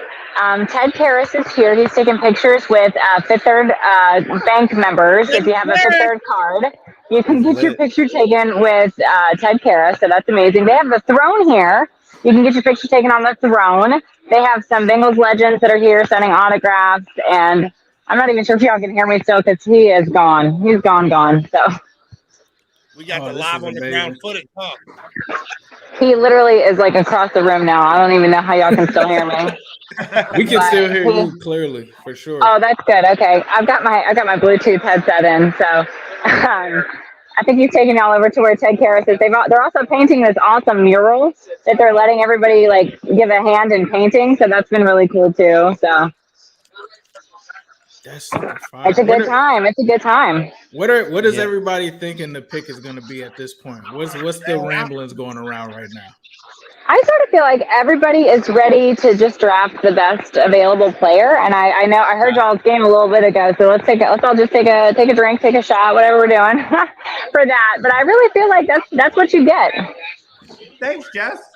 I'll take another one. What up, hey, Ryan, if you keep on taking all these shots, you're not going to make it to hour 3.5, I'm sure. He's not going to make it to hour 2.5. California is so early there. I'm like, hold on. Jess, why don't you guys come on? You got to get something. It could be water. It could be whatever. What do you guys got over there? You got so I actually really love these Canvas premium cocktails, and they are not paying me anything. But this jalapeno cucumber is so delicious. It's like got the perfect amount of like spice to it. It's got a tiger on it. Oh, that's fine. It's delicious. I love They're serving these here. They're serving Skyline here. The pick is in. The pick is in for the Bears. Okay, for the Bears. What do we got? I just saw it, Zim. I'm depressed. Darnell Wright. So our starting right tackle is gone. Oh, all right. Well. If you ask me to bet, we are trading. Wait, are we taking a shot for that? He said that I think Cap said he bets that we'd be trading out. Yeah. Is that the feel you get? Has Zach addressed the team? Or excuse me, addressed the crowd? He did. What did he say? He opened up basically just talking about, we're going to be brilliant, whoever it is we get. How do we get, it's his coach speak, or they've been working their ass off. But if the guy's not there, trade now. Cap is a little low. So repeat what he just said real quick for us. Oh, you can't hear Cap? No, we couldn't hear him. It was real faint. Oh man, that's so sad. Okay, no. So Zach Taylor addressed the crowd while we were here. He said you guys are gonna love whoever we get, which is basically coach speak for we've worked really hard to evaluate all these guys. But he thinks that if the guy that they really want is not there, that they could trade out of the first round. So we'll see. We're thinking trade out right now. Honestly, I don't know. Hey, talk into my ear. You can yell into my ear. Bijan was loved, so he's off the board. Bijan is going. Agreed. Yeah, you missed that. Bijan was gone. They don't traditionally trade out, do they? Not really, because they're usually not in a place where they're deep. Yes. You guys, it's been so long. It has been. Yes. Yay. Here I am. How are you doing? I feel like we got the first appearance. We got the first appearance. Sorry, I'm trying to turn the TV down. Okay, there we go. I'm good. I'm home in Dallas. I just got back last night, and I'm happy. I'm feeling good. We made it. Oh my gosh, I love you. I'm so glad to see your beautiful face. Thank you. Here I am, you guys. Hi, I love it. Santino, guess what? I came home yesterday to the package of your shirt that you sent me. Get that picture ASAP. If y'all don't know, my baby sis Yaz had a surgery or two, a lot of different things going on, and I'm so He is a living miracle. actually. I love you so much, and I'm so glad to see you. We all miss you. We all just been thinking about you every single day. Praying I've been trying for not to put your you. business all out there all the time. Yes. Yep. Where are you? You got anything that you want to tell the people that haven't seen you in a while, that have been missing you online? Well, I just want to say thank you so much, first of all, and thank you to everybody because you guys were truly so supportive, and it was crazy because I was nervous to tell anybody what was going on because, you don't want to put it out there and then have people be like, she's just looking for like people for her, blah, blah, blah. But like really it would make my days when like there would be days at a time where I wouldn't go on Twitter at all. And then finally when I would go on there, I would just have all these messages from people being supportive and it would get my mind off of everything that was going on. It was really awesome. So to have like an entire community rallying behind me helped a lot. I needed it. So thank you all. And yeah, now I'm back. I'm not even going to lie to you guys. I have no idea what is going on in this draft. I have no idea who we're drafting. I don't know anything. I'm not going to pretend like I do because for 3 months, I did not my brain wasn't working. So now that I'm back, I'm just ready to get back into everything. I got to hop back in spaces. I miss you guys in there too, but I just need a little bit more time and I'll be back in full force soon. Take your Take time. all the time you need, sis. You haven't missed anything on Twitter Spaces. Sometimes I get on Twitter and you guys are all fighting, not in Spaces, on the page, and I'm like, they need me. They need me now more than ever. But you know what? Well, yes, I'm gonna tell you that a lot of the conversation around the Bengals is at the tight end position. Did you know that?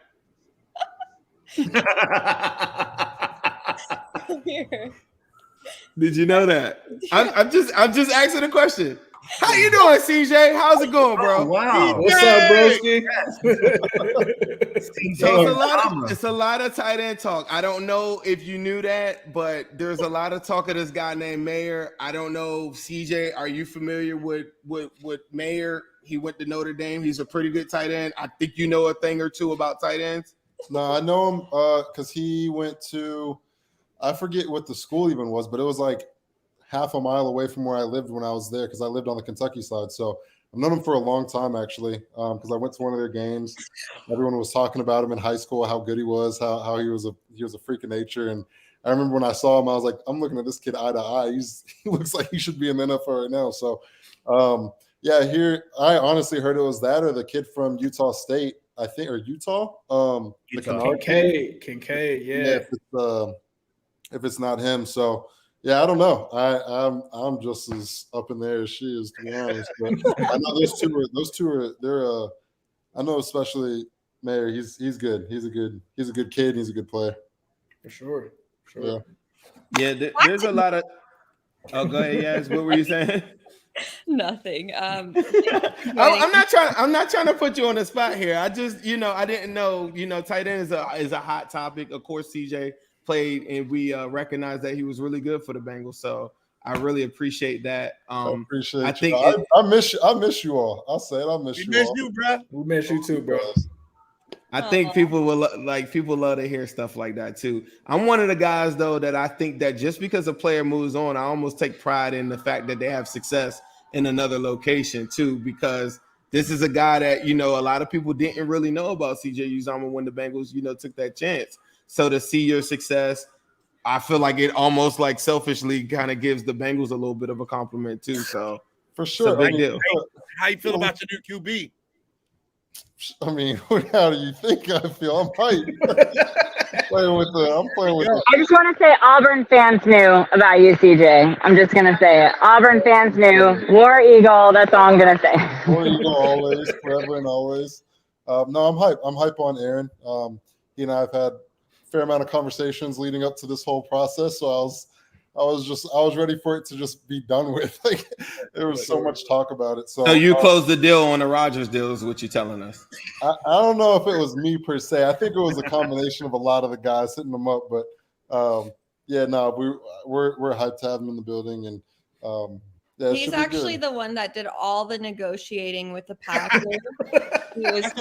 He sent them all the terms. They agreed. Shot. I don't even know what I was looking at. There were so many freaking picks in there. I was like, all right. Bet, cool. So Titans just make the pick. They don't do anything crazy. They go get the tackle from Northwestern, Peter Soronsky. That's a guy that was talked about as being possibly a guy that could fall, but he's gone. That's crazy. So Will Levis slide is continuing. That's crazy. Jess, let me ask you. Currently, right now, is anything changing over there on your end? Is there like I know you said Ted Karras was taking pictures, all types of stuff. What you got going on over there? Yeah, so the lines are getting shorter, so that's a good thing. You know, everybody gets here and then the lines are crazy long, but all the lines are getting shorter. People are kind of chilling now. Everybody's got their drinks. Everybody's got their food. Everybody's just kind of hanging out. So it's a good time. It's a really good vibe here. There's a lot of great people here. We saw our buddies from the Bomb Squad. We saw the twins. The Bengal twins were here. We've seen all kinds of great people here. Sarah Elise is here with 700 WLW. She's doing some interviews. So look for that on iHeartRadio. So yeah, but it's just, the vibe is just really good. Everybody's just really happy. And I love seeing this side of Bengals fandom because there's been many years, we've been coming to these parties here for years and years and years and years. And there were so many years where it was just such a desperate grab. Wouldn't you say? Like, I feel like it's just been, now we can just draft and we can just relax with whoever we get is going to add to our team without being like some sort of desperate reach grab for a position that we need so badly. So I think everybody here is just having a great time. For sure. It's about the vibe is about to change. Because Jahmyr Gibbs just got drafted by the Lions. Oh my God. Out of here, bro. My wife is a Lions fan. She's gonna Jahmyr Gibbs is gone. Somebody in the chat said, I feel like Yaz came to the party with the guy who broke up with us, and I'm not quite over it. Oh my gosh. Oh my goodness. Could you text my sister? Yeah, sorry. Surprise. I'm really happy though to see you like happy, to see you healthy. You know, a lot of prayers got sent out. So I'm constantly a believer that a lot of things happen for a reason. It's a reason, like you're hanging out. Yeah, it's a reason why. I will tell you there was many times where I was like, this is it, guys. Like we were down real bad, but now like even just being in Dallas and being back at my apartment, it's been insane. And I haven't gotten to work, which I know most people will be like, oh, you haven't had to work? That's awesome. But no, I haven't gotten to work since January, since the Bills game was the last time I worked. Wow. So I'm ready to just like get back into everything. And it's crazy looking at the date and it's April 27th because I missed the entire off season. Like I literally was on another planet. For sure. Well, we're glad to have you back. Tell me who you want. A lot of people wanted Jahmyr Gibbs. We wanted Jahmyr Gibbs. He just went off the board. So the Bengals, we thought we could go get another running back to complement Mixon out in the flats. You know, put a lot of, teams play as pretty with, quarters and cover two and off, and I thought Jahmyr Gibbs is a guy that could make a big difference for this team. And the Lions, I thought, is a bit of a reach. He's a little undersized, but they just took him. When's the last time two running backs went in the top 12? It's been a long time. It's been a while, bro. He is special, though. Running back. He is special. I've been watching him a lot lately. He is special. There are some really, really good running backs left, and I think it'll be a long time before another running back comes off the board. But those two really separated themselves from everybody else. Detroit about to be sneaky low key good though, man. Like I'm kind of rooting for Detroit. My wife and my daughter are Lions fans. My wife is from Detroit, so I don't mind Detroit, honestly. I will root for them. They have a lot of really awesome fans. I was pointing because on TV they just showed one of our buddies who wears like a big wig, like he's got a disco vibe going on. So I honestly like the Detroit Lions. I feel like they were going through what we went through in the last 3, 4, 5 years. You know what I'm saying? No doubt. We're like kindred spirits, I feel like, with the Detroit Lions. And that's my one friend always says big cats stick together. So, all the big cat teams, we got to stick together. For sure. They fans deserve it. Midwest got to stick together for sure. That's crazy, though. All of those weapons. Oh. So you yell in my ear. So running backs off the board, I'm telling you, Bengals are going to be targeting tight end, offensive line, and corner. Or the three now. Tight end, offensive line, and corner. Yeah, I need I don't know about Bergeron. What Packers on the clock? This is the first time that a tight end possibly could be off the board. CJ talked about Uzamoh. CJ talked about Kincaid from Utah State. This is possibly the first destination that he could go to. So this is a big pick right here. That's crazy. The first of our ops to pick is what, the Ravens? The Ravens. The Ravens. All right. That's crazy, bro. Jameer Gibbs. That's crazy. Jalen Davis going to the Eagles was crazy too. To play with his old teammate at Georgia. That was crazy. CJ, you're up in 2 picks, CJ. What are you looking? What are you looking for, CJ? Oh, we can't hear you. Oh, sorry. I wanted to keep you on the edge of your seats. I think we're looking O-line. I think that's based up. Yeah, that's what the initial word was. As it shakes out, I'm not entirely sure because the ones that I know that we had at the forefront are gone. But we'll see where their heads at. Roderick Jones is still low, right? Feel free to send us Mekhi Becton. You said Mekhi. No, Mekhi's staying with us. Hey man, we'll send you Jonah, man. We'll gift wrap them up there. We'll send it to you. You like that, Ace? You did the Rodgers deal. I got this left tackle out of Alabama, top 10 pick. He's been doing this thing. We can work some things out. We can send picks. We got a package deal that we can send. I don't think Jonah ready for the New York City. We can send picks plural for Beckham. You're not ready for the New York City press. You had me at Alabama on that one. Yeah, eat Jonah alive. Good point. Oh, Jonah. Oh, poor Jonah. Oh, Jonah. Yeah, Packers on the clock. First time I think they go wide receiver. I think maybe they go JSN or something like that. I just saw it. But tight end is the first time. You saw the pick? Yeah, I just saw the pick. You guys want it, or you guys want to wait? Give it to me. Give me the pick. Lucas Van Ness. Van Ness. Okay. So tight ends are still on the board for the Bengals. We still got our shot. They never take weapons for their quarterback. Teams to look for too. We're looking at possibly the Chargers, the Cowboys, and the Packers. Those are the 3 teams that I thought might take a tight end. If the Bengals were to get Kincaid in any of these scenarios, it's 40 points a game. We're killing the NFL in that scenario. Hey, Michael Mayer. Just let you know. Sorry, CJ. I gotta cook that defense. 100%. Like I get it. Sauces out there. We sauced them up. You saw it. But there's a world that I live in that Kincaid now stretches the seams. He does a lot of different things. He's the arguably one of the best pass catchers in this draft. If you give Joe Burrow that guy, it's lights out. I know you got Aaron Rodgers, but I don't think you're putting up 40 with me. I'm sorry. That's just I have to keep it real. And that's good. That's a good optimistic outlook on where you think that the team would be. I'm with that. I'm with the optimism. Don't worry, Zim. I'll fight him. I got it. There we go, sis. Awesome.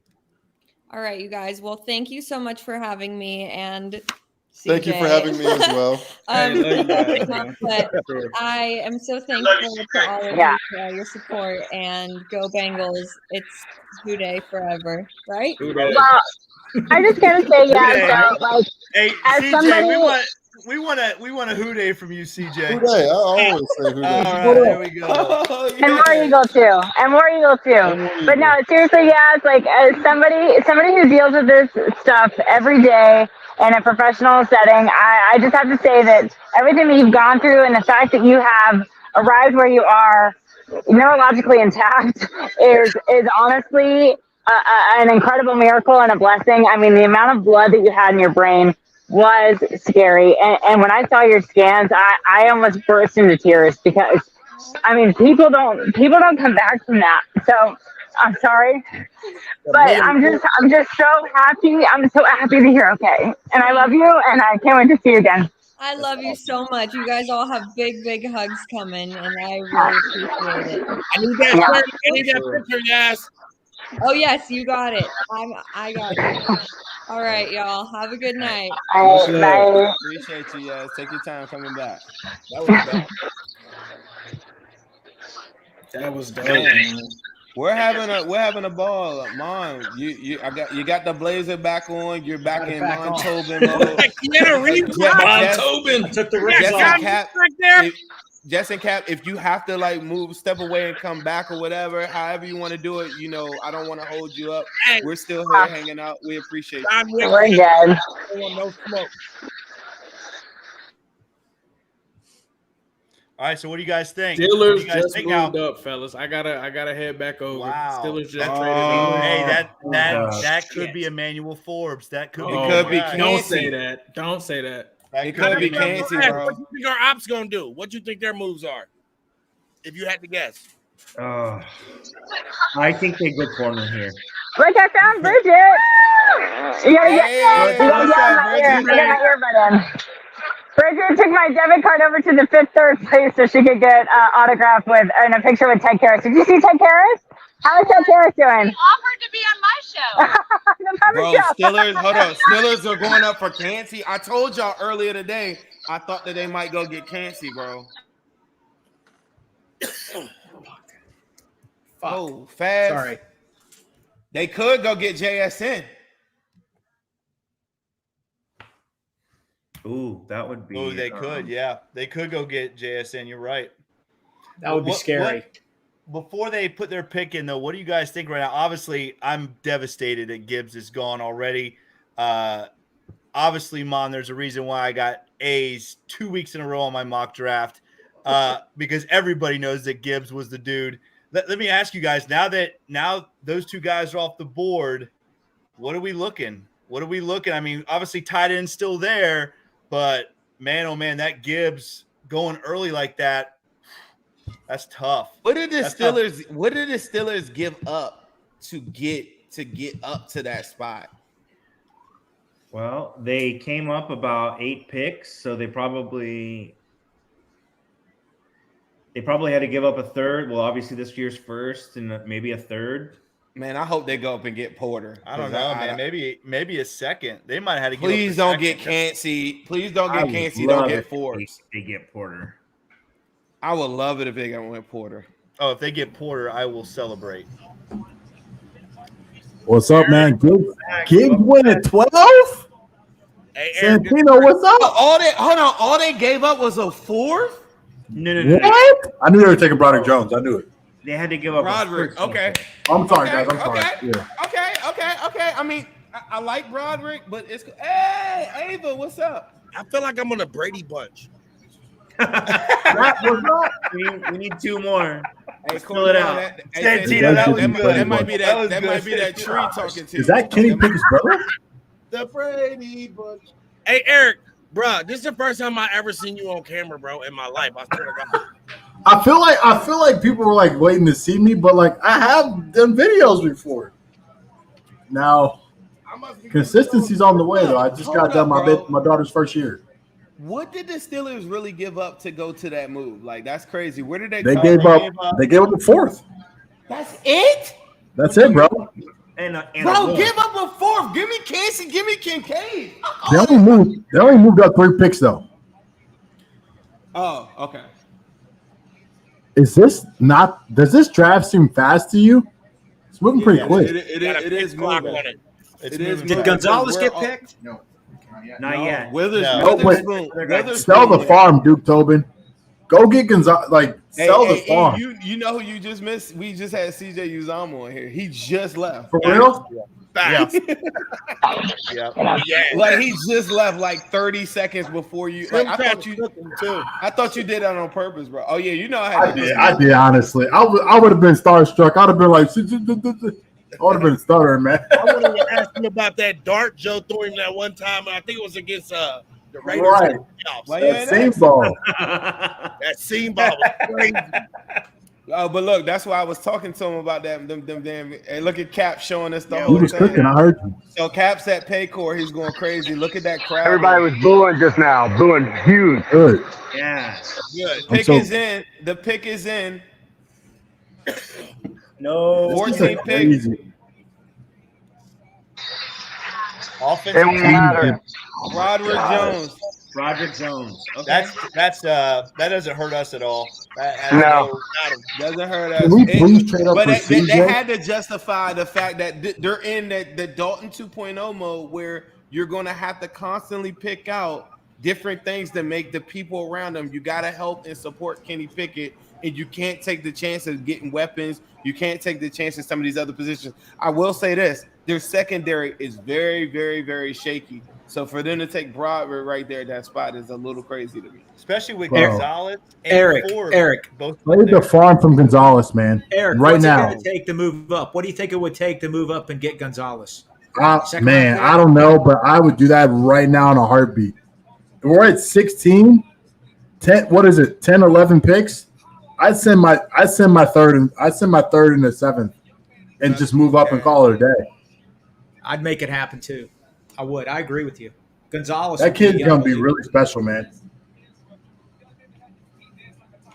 He's too finesse. I think he's too finesse. I still think can't get that's it. why I'm so glad. Thank you, football guys, for not putting Jordan Davis and Jalen Carter in an interior defense in the AFC. Like any combination like that would be big time trouble for the Bengals.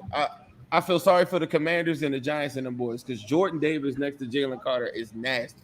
Facts. Tino, you got the Cincy hat, man. I love it. Yeah, I had to rep and get Cincy going. That's the Ted Karras hat, right? Yep. Yeah. Hey Cap, where's Ted Karras at in there? Yeah, we need Teddy on here, man. he is actually on the other side of the stairs. Let me. I got both earbuds in. Let me walk over there and. We can hear you clear, man. I appreciate you Cap. walking us and giving us a tour, Cap. Cap, the beard looks phenomenal. The beard cam is beautiful, man. Thank you. What are you doing? What kind of beer are you putting berries in that these days? What are you doing for the beer? Only natural berries and juices. All right, so Teddy's on the move somewhere. He is not where he was. I ain't trying to hear it, man. Hold him down now. It's all good. It's all good. We gotta find him. But no, I got a beard wash and an oil that I use. Jonah's getting traded, everybody. I don't know. We'll see. Hey, real quick, we obviously not bringing this up in front of CJ, but what do you guys think about Aaron Rodgers? I mean, he's what? For me, I'm just not. I can't believe that you give up that much for Aaron Rodgers. I don't know. What they give up? Coach. Well, they gave up. Obviously, they switched first. They gave up a second this year and possibly a first next year for Aaron Rodgers. I don't know. I don't know. It's not to me. What are you throwing to me? Over there? I done forgot. Besides TJ. They did it for the money. They did it for ticket sales. But it's Aaron Rodgers, though, man. To me, man, I don't know, guy. I'm always on the opposite end of the fence, I feel like. And for me, I love Aaron Rodgers to the Jets, man. We still got Joey B, but I think for that fan base who's been searching for a guy for so many years, I mean, Aaron Rodgers for 2 years, they probably win a playoff game, got a chance to win a division. Like, they got a chance, you know? Yeah. You think they're I think so, man. I think the Bills are overrated, man. We beat the hell out of those guys, man. They weren't even ready. Did you watch Aaron Rodgers play last year? I did, but they say he had a bad thumb. I don't know if it's true or not. Yeah, but I'm his thumb was broke all year. Hey, the Jets beat the Bills with Zach Wilson. That's come on. That's true. Zach Wilson's pretty bad. If they take Christian Gonzalez here, that would be an insane defensive backfield. how nice is it though that we're in an era of Bengaldom where teams make these kind of moves and we're like, who gives a shit? Because we got Joe Burrow. I mean, who cares, Exactly. right? I mean, Yeah, that's right. That's right. It's awesome. It's awesome to be in this era right now where we don't really have to worry about any of that. Can I say that in the first four out of the first 14 picks, we've gone Paris Johnson, Darnell Wright, Skoronski, and Broderick Jones, 6, 10, 11, and 14. I got my man Blake in the background. I don't know if you see it. Give me a thumbs up if you're ready for me, bro.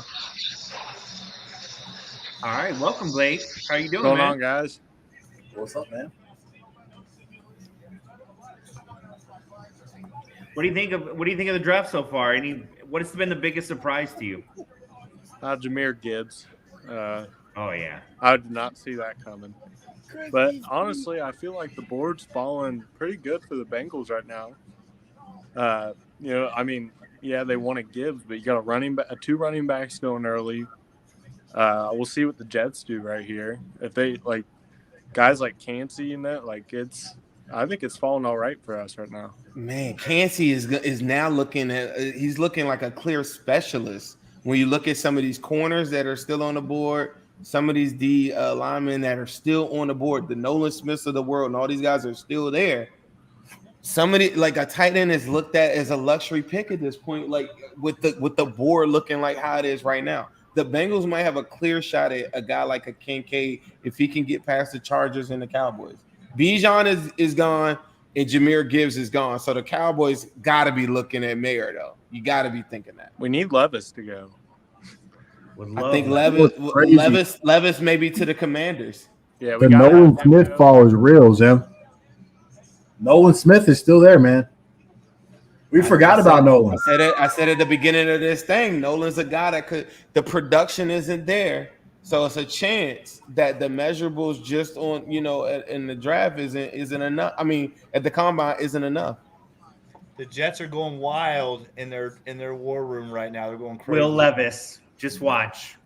Dude, if they draft Will Levis, man, for the Jets, this would be the best. Will Levis. It's gonna be. They drafted JSN. They had to have drafted JSN. That would break the right? internet. It would break gotta Twitter. be JSN, bro. It's gotta be JSN. Or Dalton Kincaid. JSN or Dalton Kincaid. Well, if you are Green Bay, Another tight end for the Jets, they got 4 of them. No, it's not. I know. But how funny is it? The Packers never draft a receiver for Aaron Rodgers, and they go out and they get him GSN. That would be great. Bro, what if we would have stayed live when the pick for the Jets was on and CJ was there, and then they drafted we should have done it. And then they drafted a tight end. That would have been tight end. wild. Oh, that'd been so good. That would have been wild. Blake, were you watching us when we had CJ on? What was it? We would have taken a shot for We him. had CJ Uzamoh on the show for a bit. Oh no, I'm at a draft party right now. I just came downstairs to do this, but well, appreciate you joining us, brother. Oh, I got a tip on this one. This is a surprise. Is it like in a good way? It's. I don't want to spoil. Is it good for the Bengals? Yes. Well, it depends who you are. Levis, It depends who you are. It is very shocking for the Jets. Really? That's a good hint. That's a good game to play. Okay, let's. Yeah, I'm about to say that's a good little. Are they taking Anton Harrison? What is it, like Will McDonald or somebody? They're taking Anton Harrison, man. They're taking Anton. Bergeron. They're desperate for offensive line. I can tell you it's not JSN. Oh, it's not Harrison. Wow. Or it's not Smith and Jigba. Hey, so we talked about. I asked you guys real quick. When's the last time 2 backs have gone in the top 12? When's the last time we've gotten to 15 without a receiver going? Wow, that's a good one. 2 backs before the first receivers. Wild, crazy draft. I think without JSN testing and doing all those different things, and then you see the wide receiver class isn't separating itself. Like Zay Flowers of the world and all these guys right there. Like we need to run a little bit on wide receivers soon. Well, we might get one. Hey, what if one of those guys falls to 28? If Zay Flowers is there at 28, Jordan Addison. I would take Addison at 28. I mean, can I just let the record show that the Lions signed David Montgomery this offseason, and then they went and drafted Jameer. It doesn't make sense, man. I'm not a GM, but I'm questioning them, man. I just can't. But what's Robin? Here comes the Jets pick. Look at that kid's tie. It's a shocker. It's a shocker.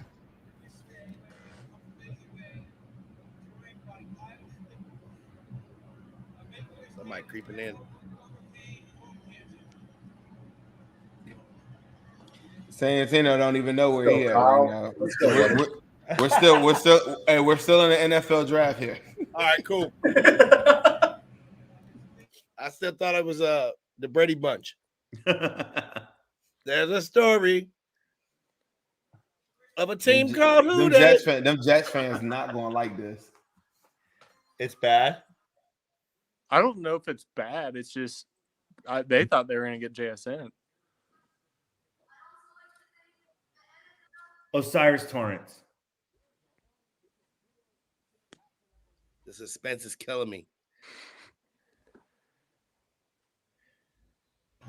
This kid's electric. I was like, that little kid turned up though. He is turned. Come on, kid. What is it? Bring your ass out here. Oh, linebacker. Wow, Will McDonough. What? What? Let the bums come off the board. Bro, what? Let the bums come off the board. Let's go. He at least about 30. Let's He go. at least about 30. We need Will Levis. He turned up for Will McDonald until he isn't Will McDonald like 25 years old? Bro, he's at least 30, man. That guy's old, man. 24. That dude's still He's waiting getting for Social some stuff. Security. Yeah, he's working with AARP right now. Hold on. I'm old. I'm sorry. That makes no sense. That makes zero sense. Hey Blake, talk to me about what do you think moving, in this draft? What needs to happen for the Bengals to go get a guy that you like? You tell me, who do you want at this point, and what needs to happen at this point? Well, my number one just went off the board. Well, Cansey's my number one. He's still there, but my number two just went off the board to the Commanders. Okay. Mayer, I would like. I'd be fine with Kincaid. Cornerback. Did you just see it? It's not good. You know who he reminds me of? Fred Smoot. Do y'all remember Fred Smoot? Emmanuel Forbes just went to the Commanders. And he went to the same school. It makes sense. Yeah, this is Bro. There's my no Forbes list for you guys. Oh my God. The Bengals need to trade up right now and get Gonzalez, bro. Why is Christian Gonzalez falling? Hey, what about Will Levis? How crazy! This is so hysterical. This guy a week ago we were being told he's going to be the number one pick. Will Levis just fallen, and he's there. We might see another Aaron Rodgers. This guy might be there all night. Well, maybe you don't drink go. your coffee with mayo. Dude, I don't want the Ravens to get Gonzalez. No, definitely not. Can we please trade up and get Gonzalez, please? Can you guys imagine if we had Gonzalez, Cheeto, CTB, and Mike Hilton? Nobody scored any points on us. Wow. So just if y'all don't know, we do Twitter Spaces daily. Eric has been like the king of the Forbes list. We had a bunch of different conversations with Forbes, and now I'm finding out, Blake, you're a big Forbes guy. Forbes, I mean, they were in the spaces comping him to Deion Sanders the other day. I admit it's pretty sad. I'm sorry. I know it's pretty bad. It was nasty.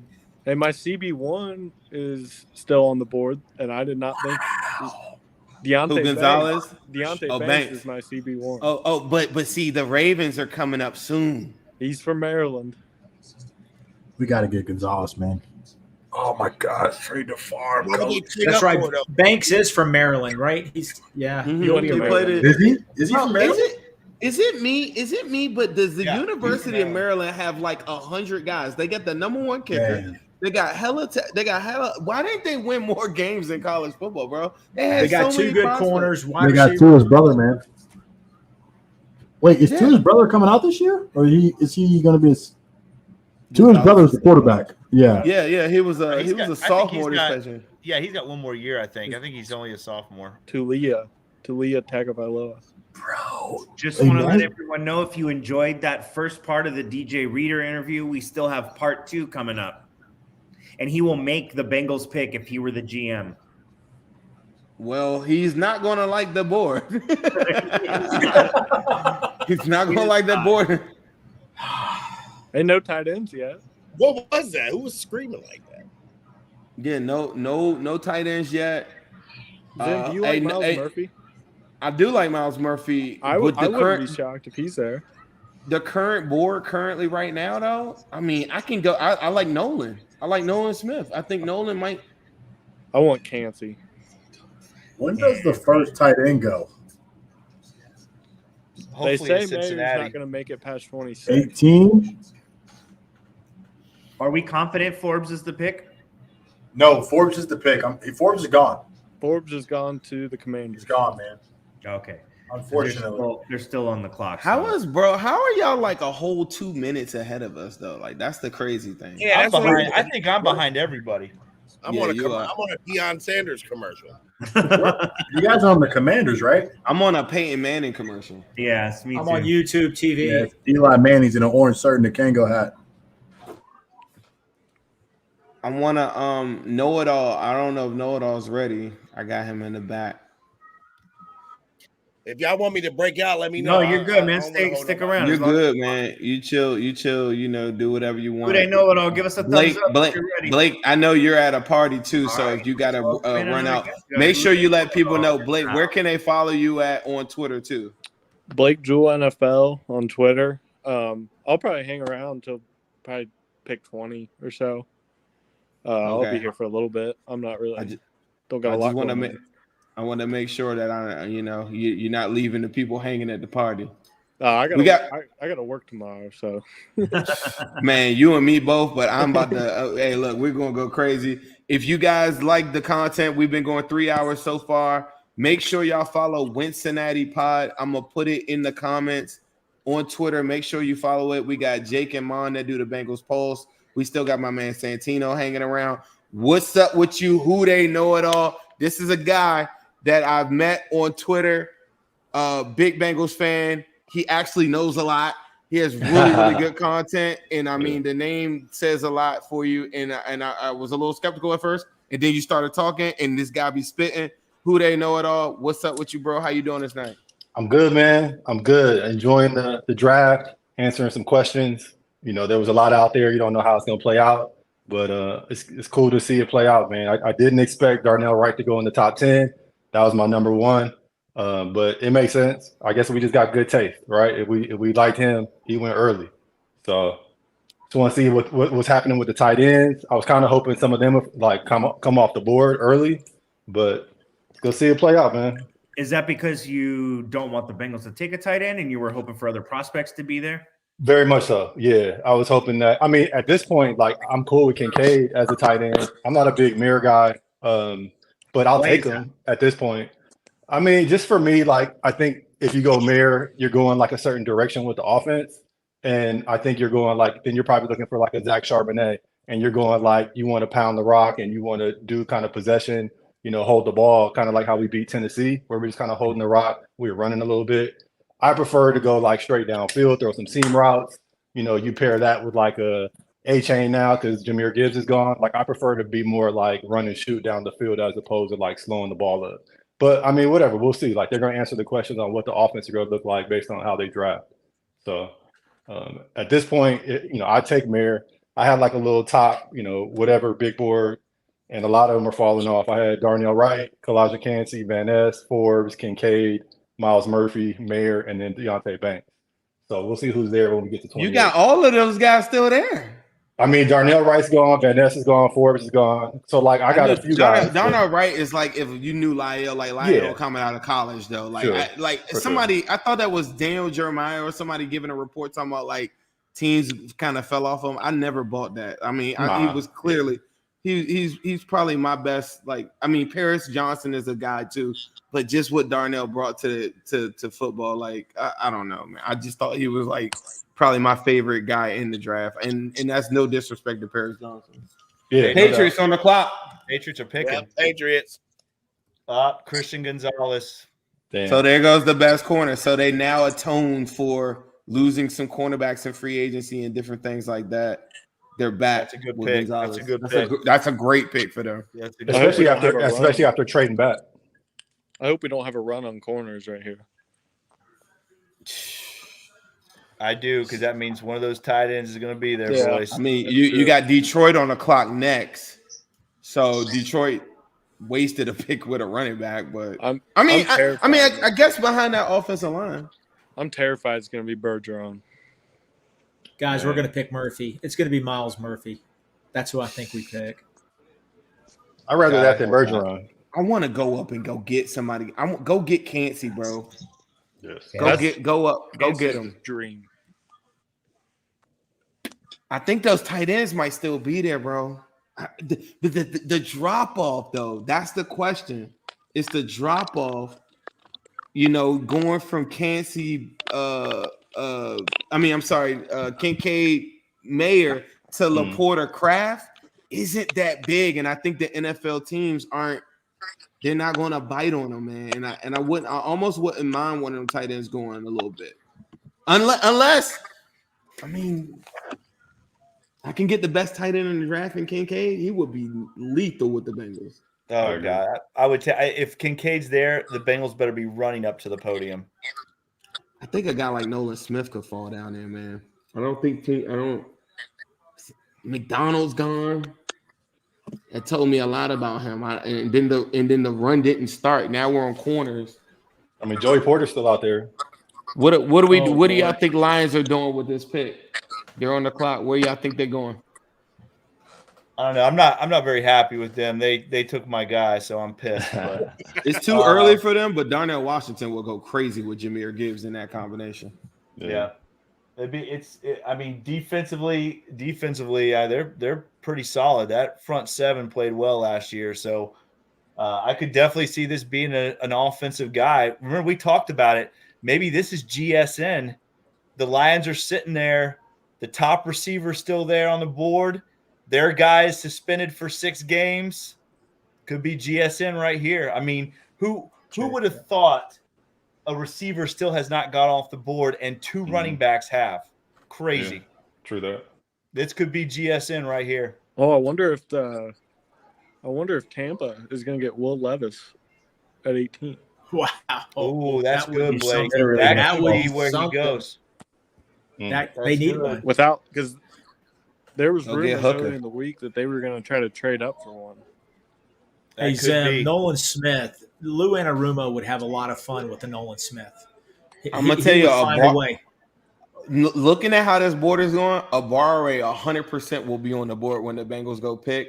Not my favorite guy as far as the tape goes. I love the measurables and everything like that. But if you're telling me Bergeron in this nightmare scenario, give me Abare. All day.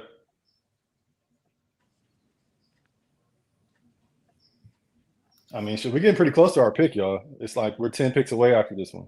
So start doing the math. We're getting close. We're getting close. I got Ace back in the building. I got to get the report. What are they talking about with Broderick? Forbes list. The Steelers? I mean, it wasn't. How they feeling about Broderick? I mean, they like him. Okay. It wasn't too much hoopla about it. There was more about kind of Forbes and those Christian Gonzalez. Everybody couldn't understand how Christian Gonzalez was falling because they were like, he's supposed to be the first corner in the draft. But yeah, my boy Forbes is off the list. It's all good. It's all good, man. Jahmyr Gibbs and Emmanuel not Forbes doing Bergeron, that's bro. nasty. But they're not no tight ends Bergeron. taken, no receivers taken. So let's hope some receivers start to go wild pretty soon. I'm telling you guys, this is where the first receiver is going right here. You think so? That's cool. Let's get a run on them. If Detroit let's get a run on wide receivers. Gets Gibbs and JSN, that's nasty, bro. I'm not. That's gonna lie. nasty. That is nasty. It is. They gotta take a tight end here, right? It's so Detroit to take a tight end.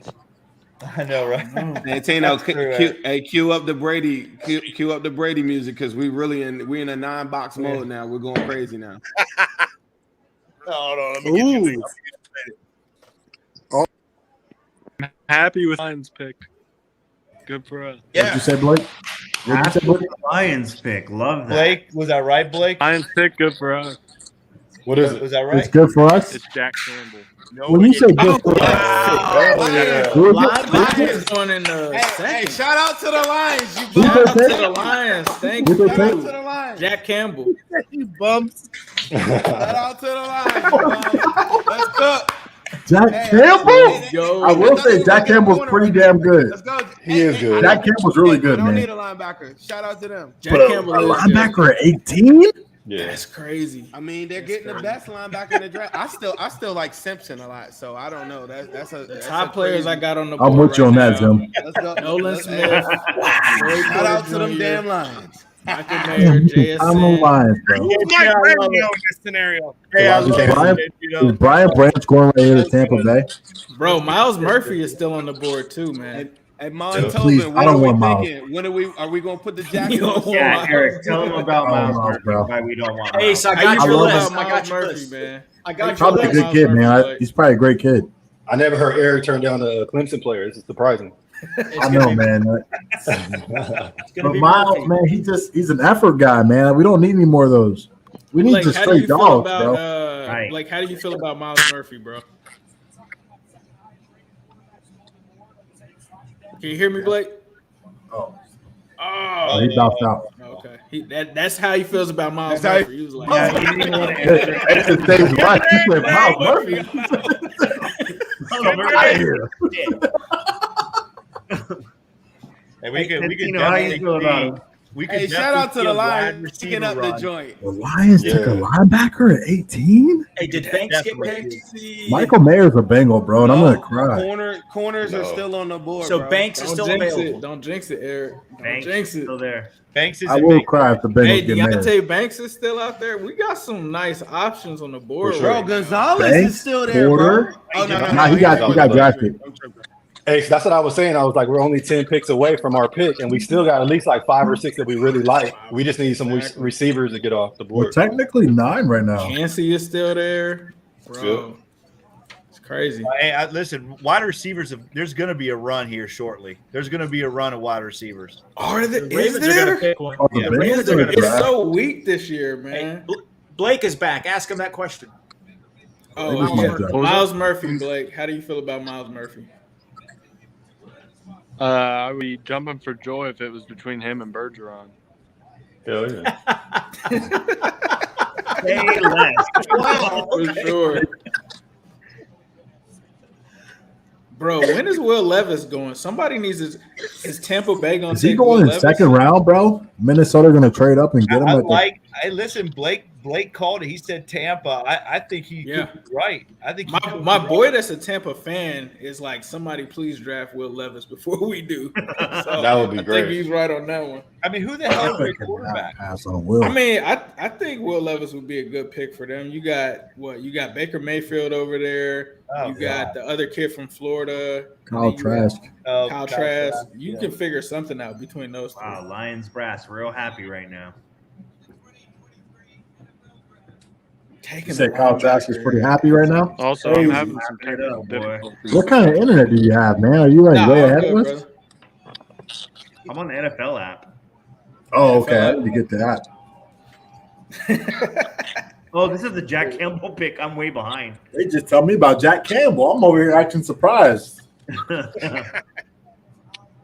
How you guys feeling about Nolan Smith? I know Zim was really big on Nolan Smith coming into this. How you feeling, bro? He's still on the board. Bro, I love it. I mean, the production isn't there, but the measures were there, and I think you got a chance to succeed with him. It's all good. It's what it is. You What's know up, what I'm saying? Uzi? So good. They're saying, "What's up, Uz?" What's up? What's up? Did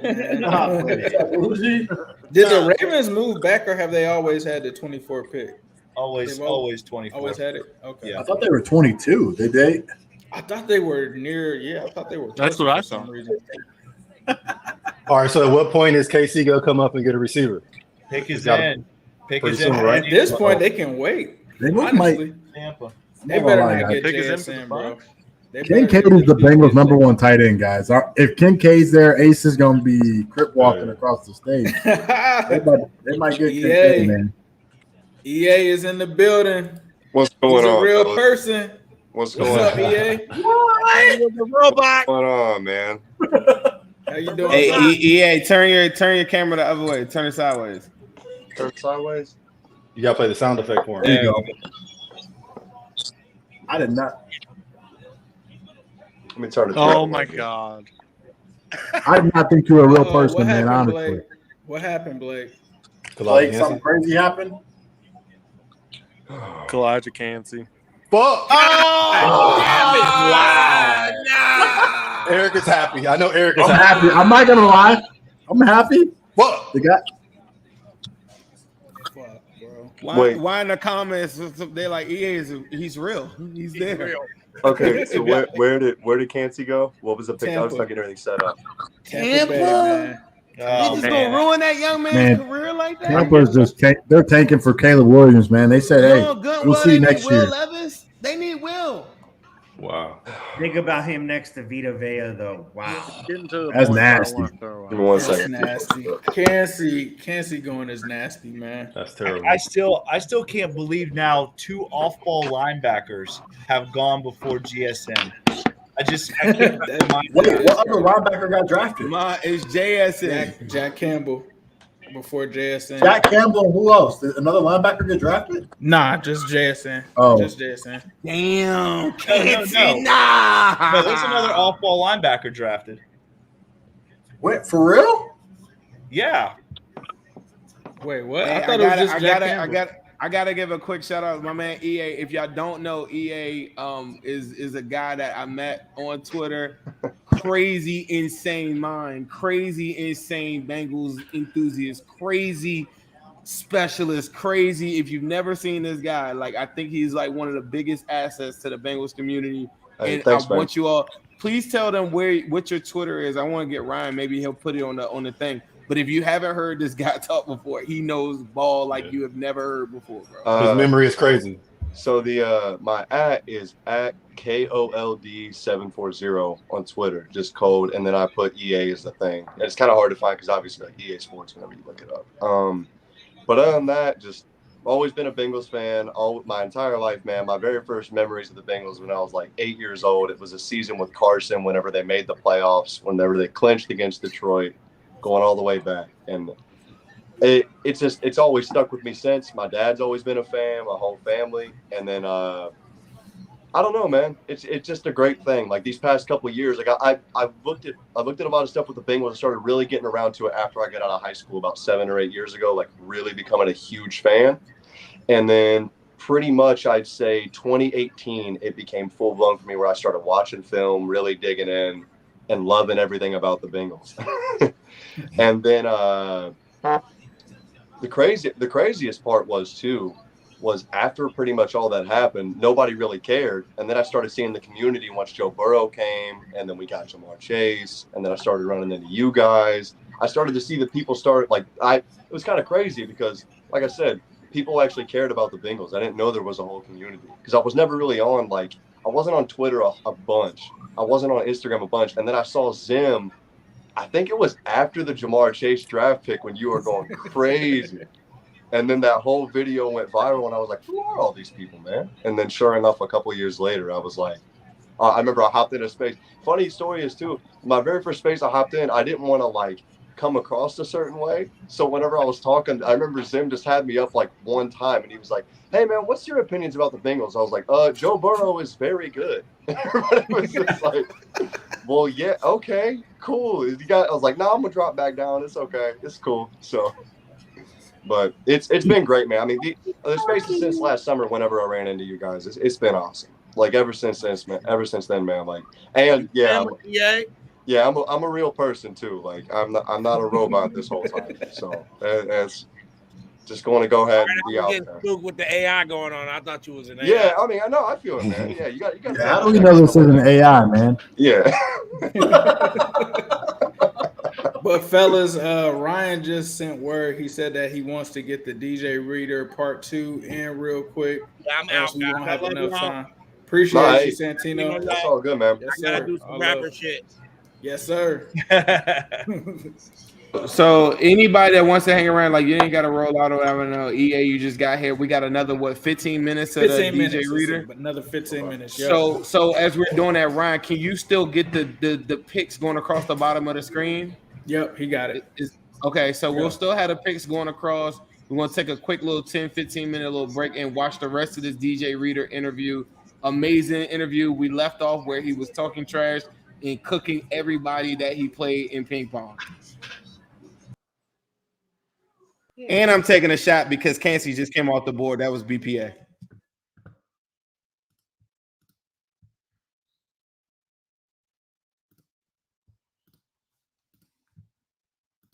You a former baseball player. Yeah. You had to throw the pitch out for the Reds. They might need you. I'm just saying. Yeah. You miss baseball? All the time, bro. I watch a lot, man. I train with the guys in the off season. So I get and my shooter. I get to watch a lot, you know what I'm saying? Look, inside run right there. I would got a swing out of a righty, I feel like. Maybe not a lefty. He probably would have spit on it. But a right-hander, he'd hit that.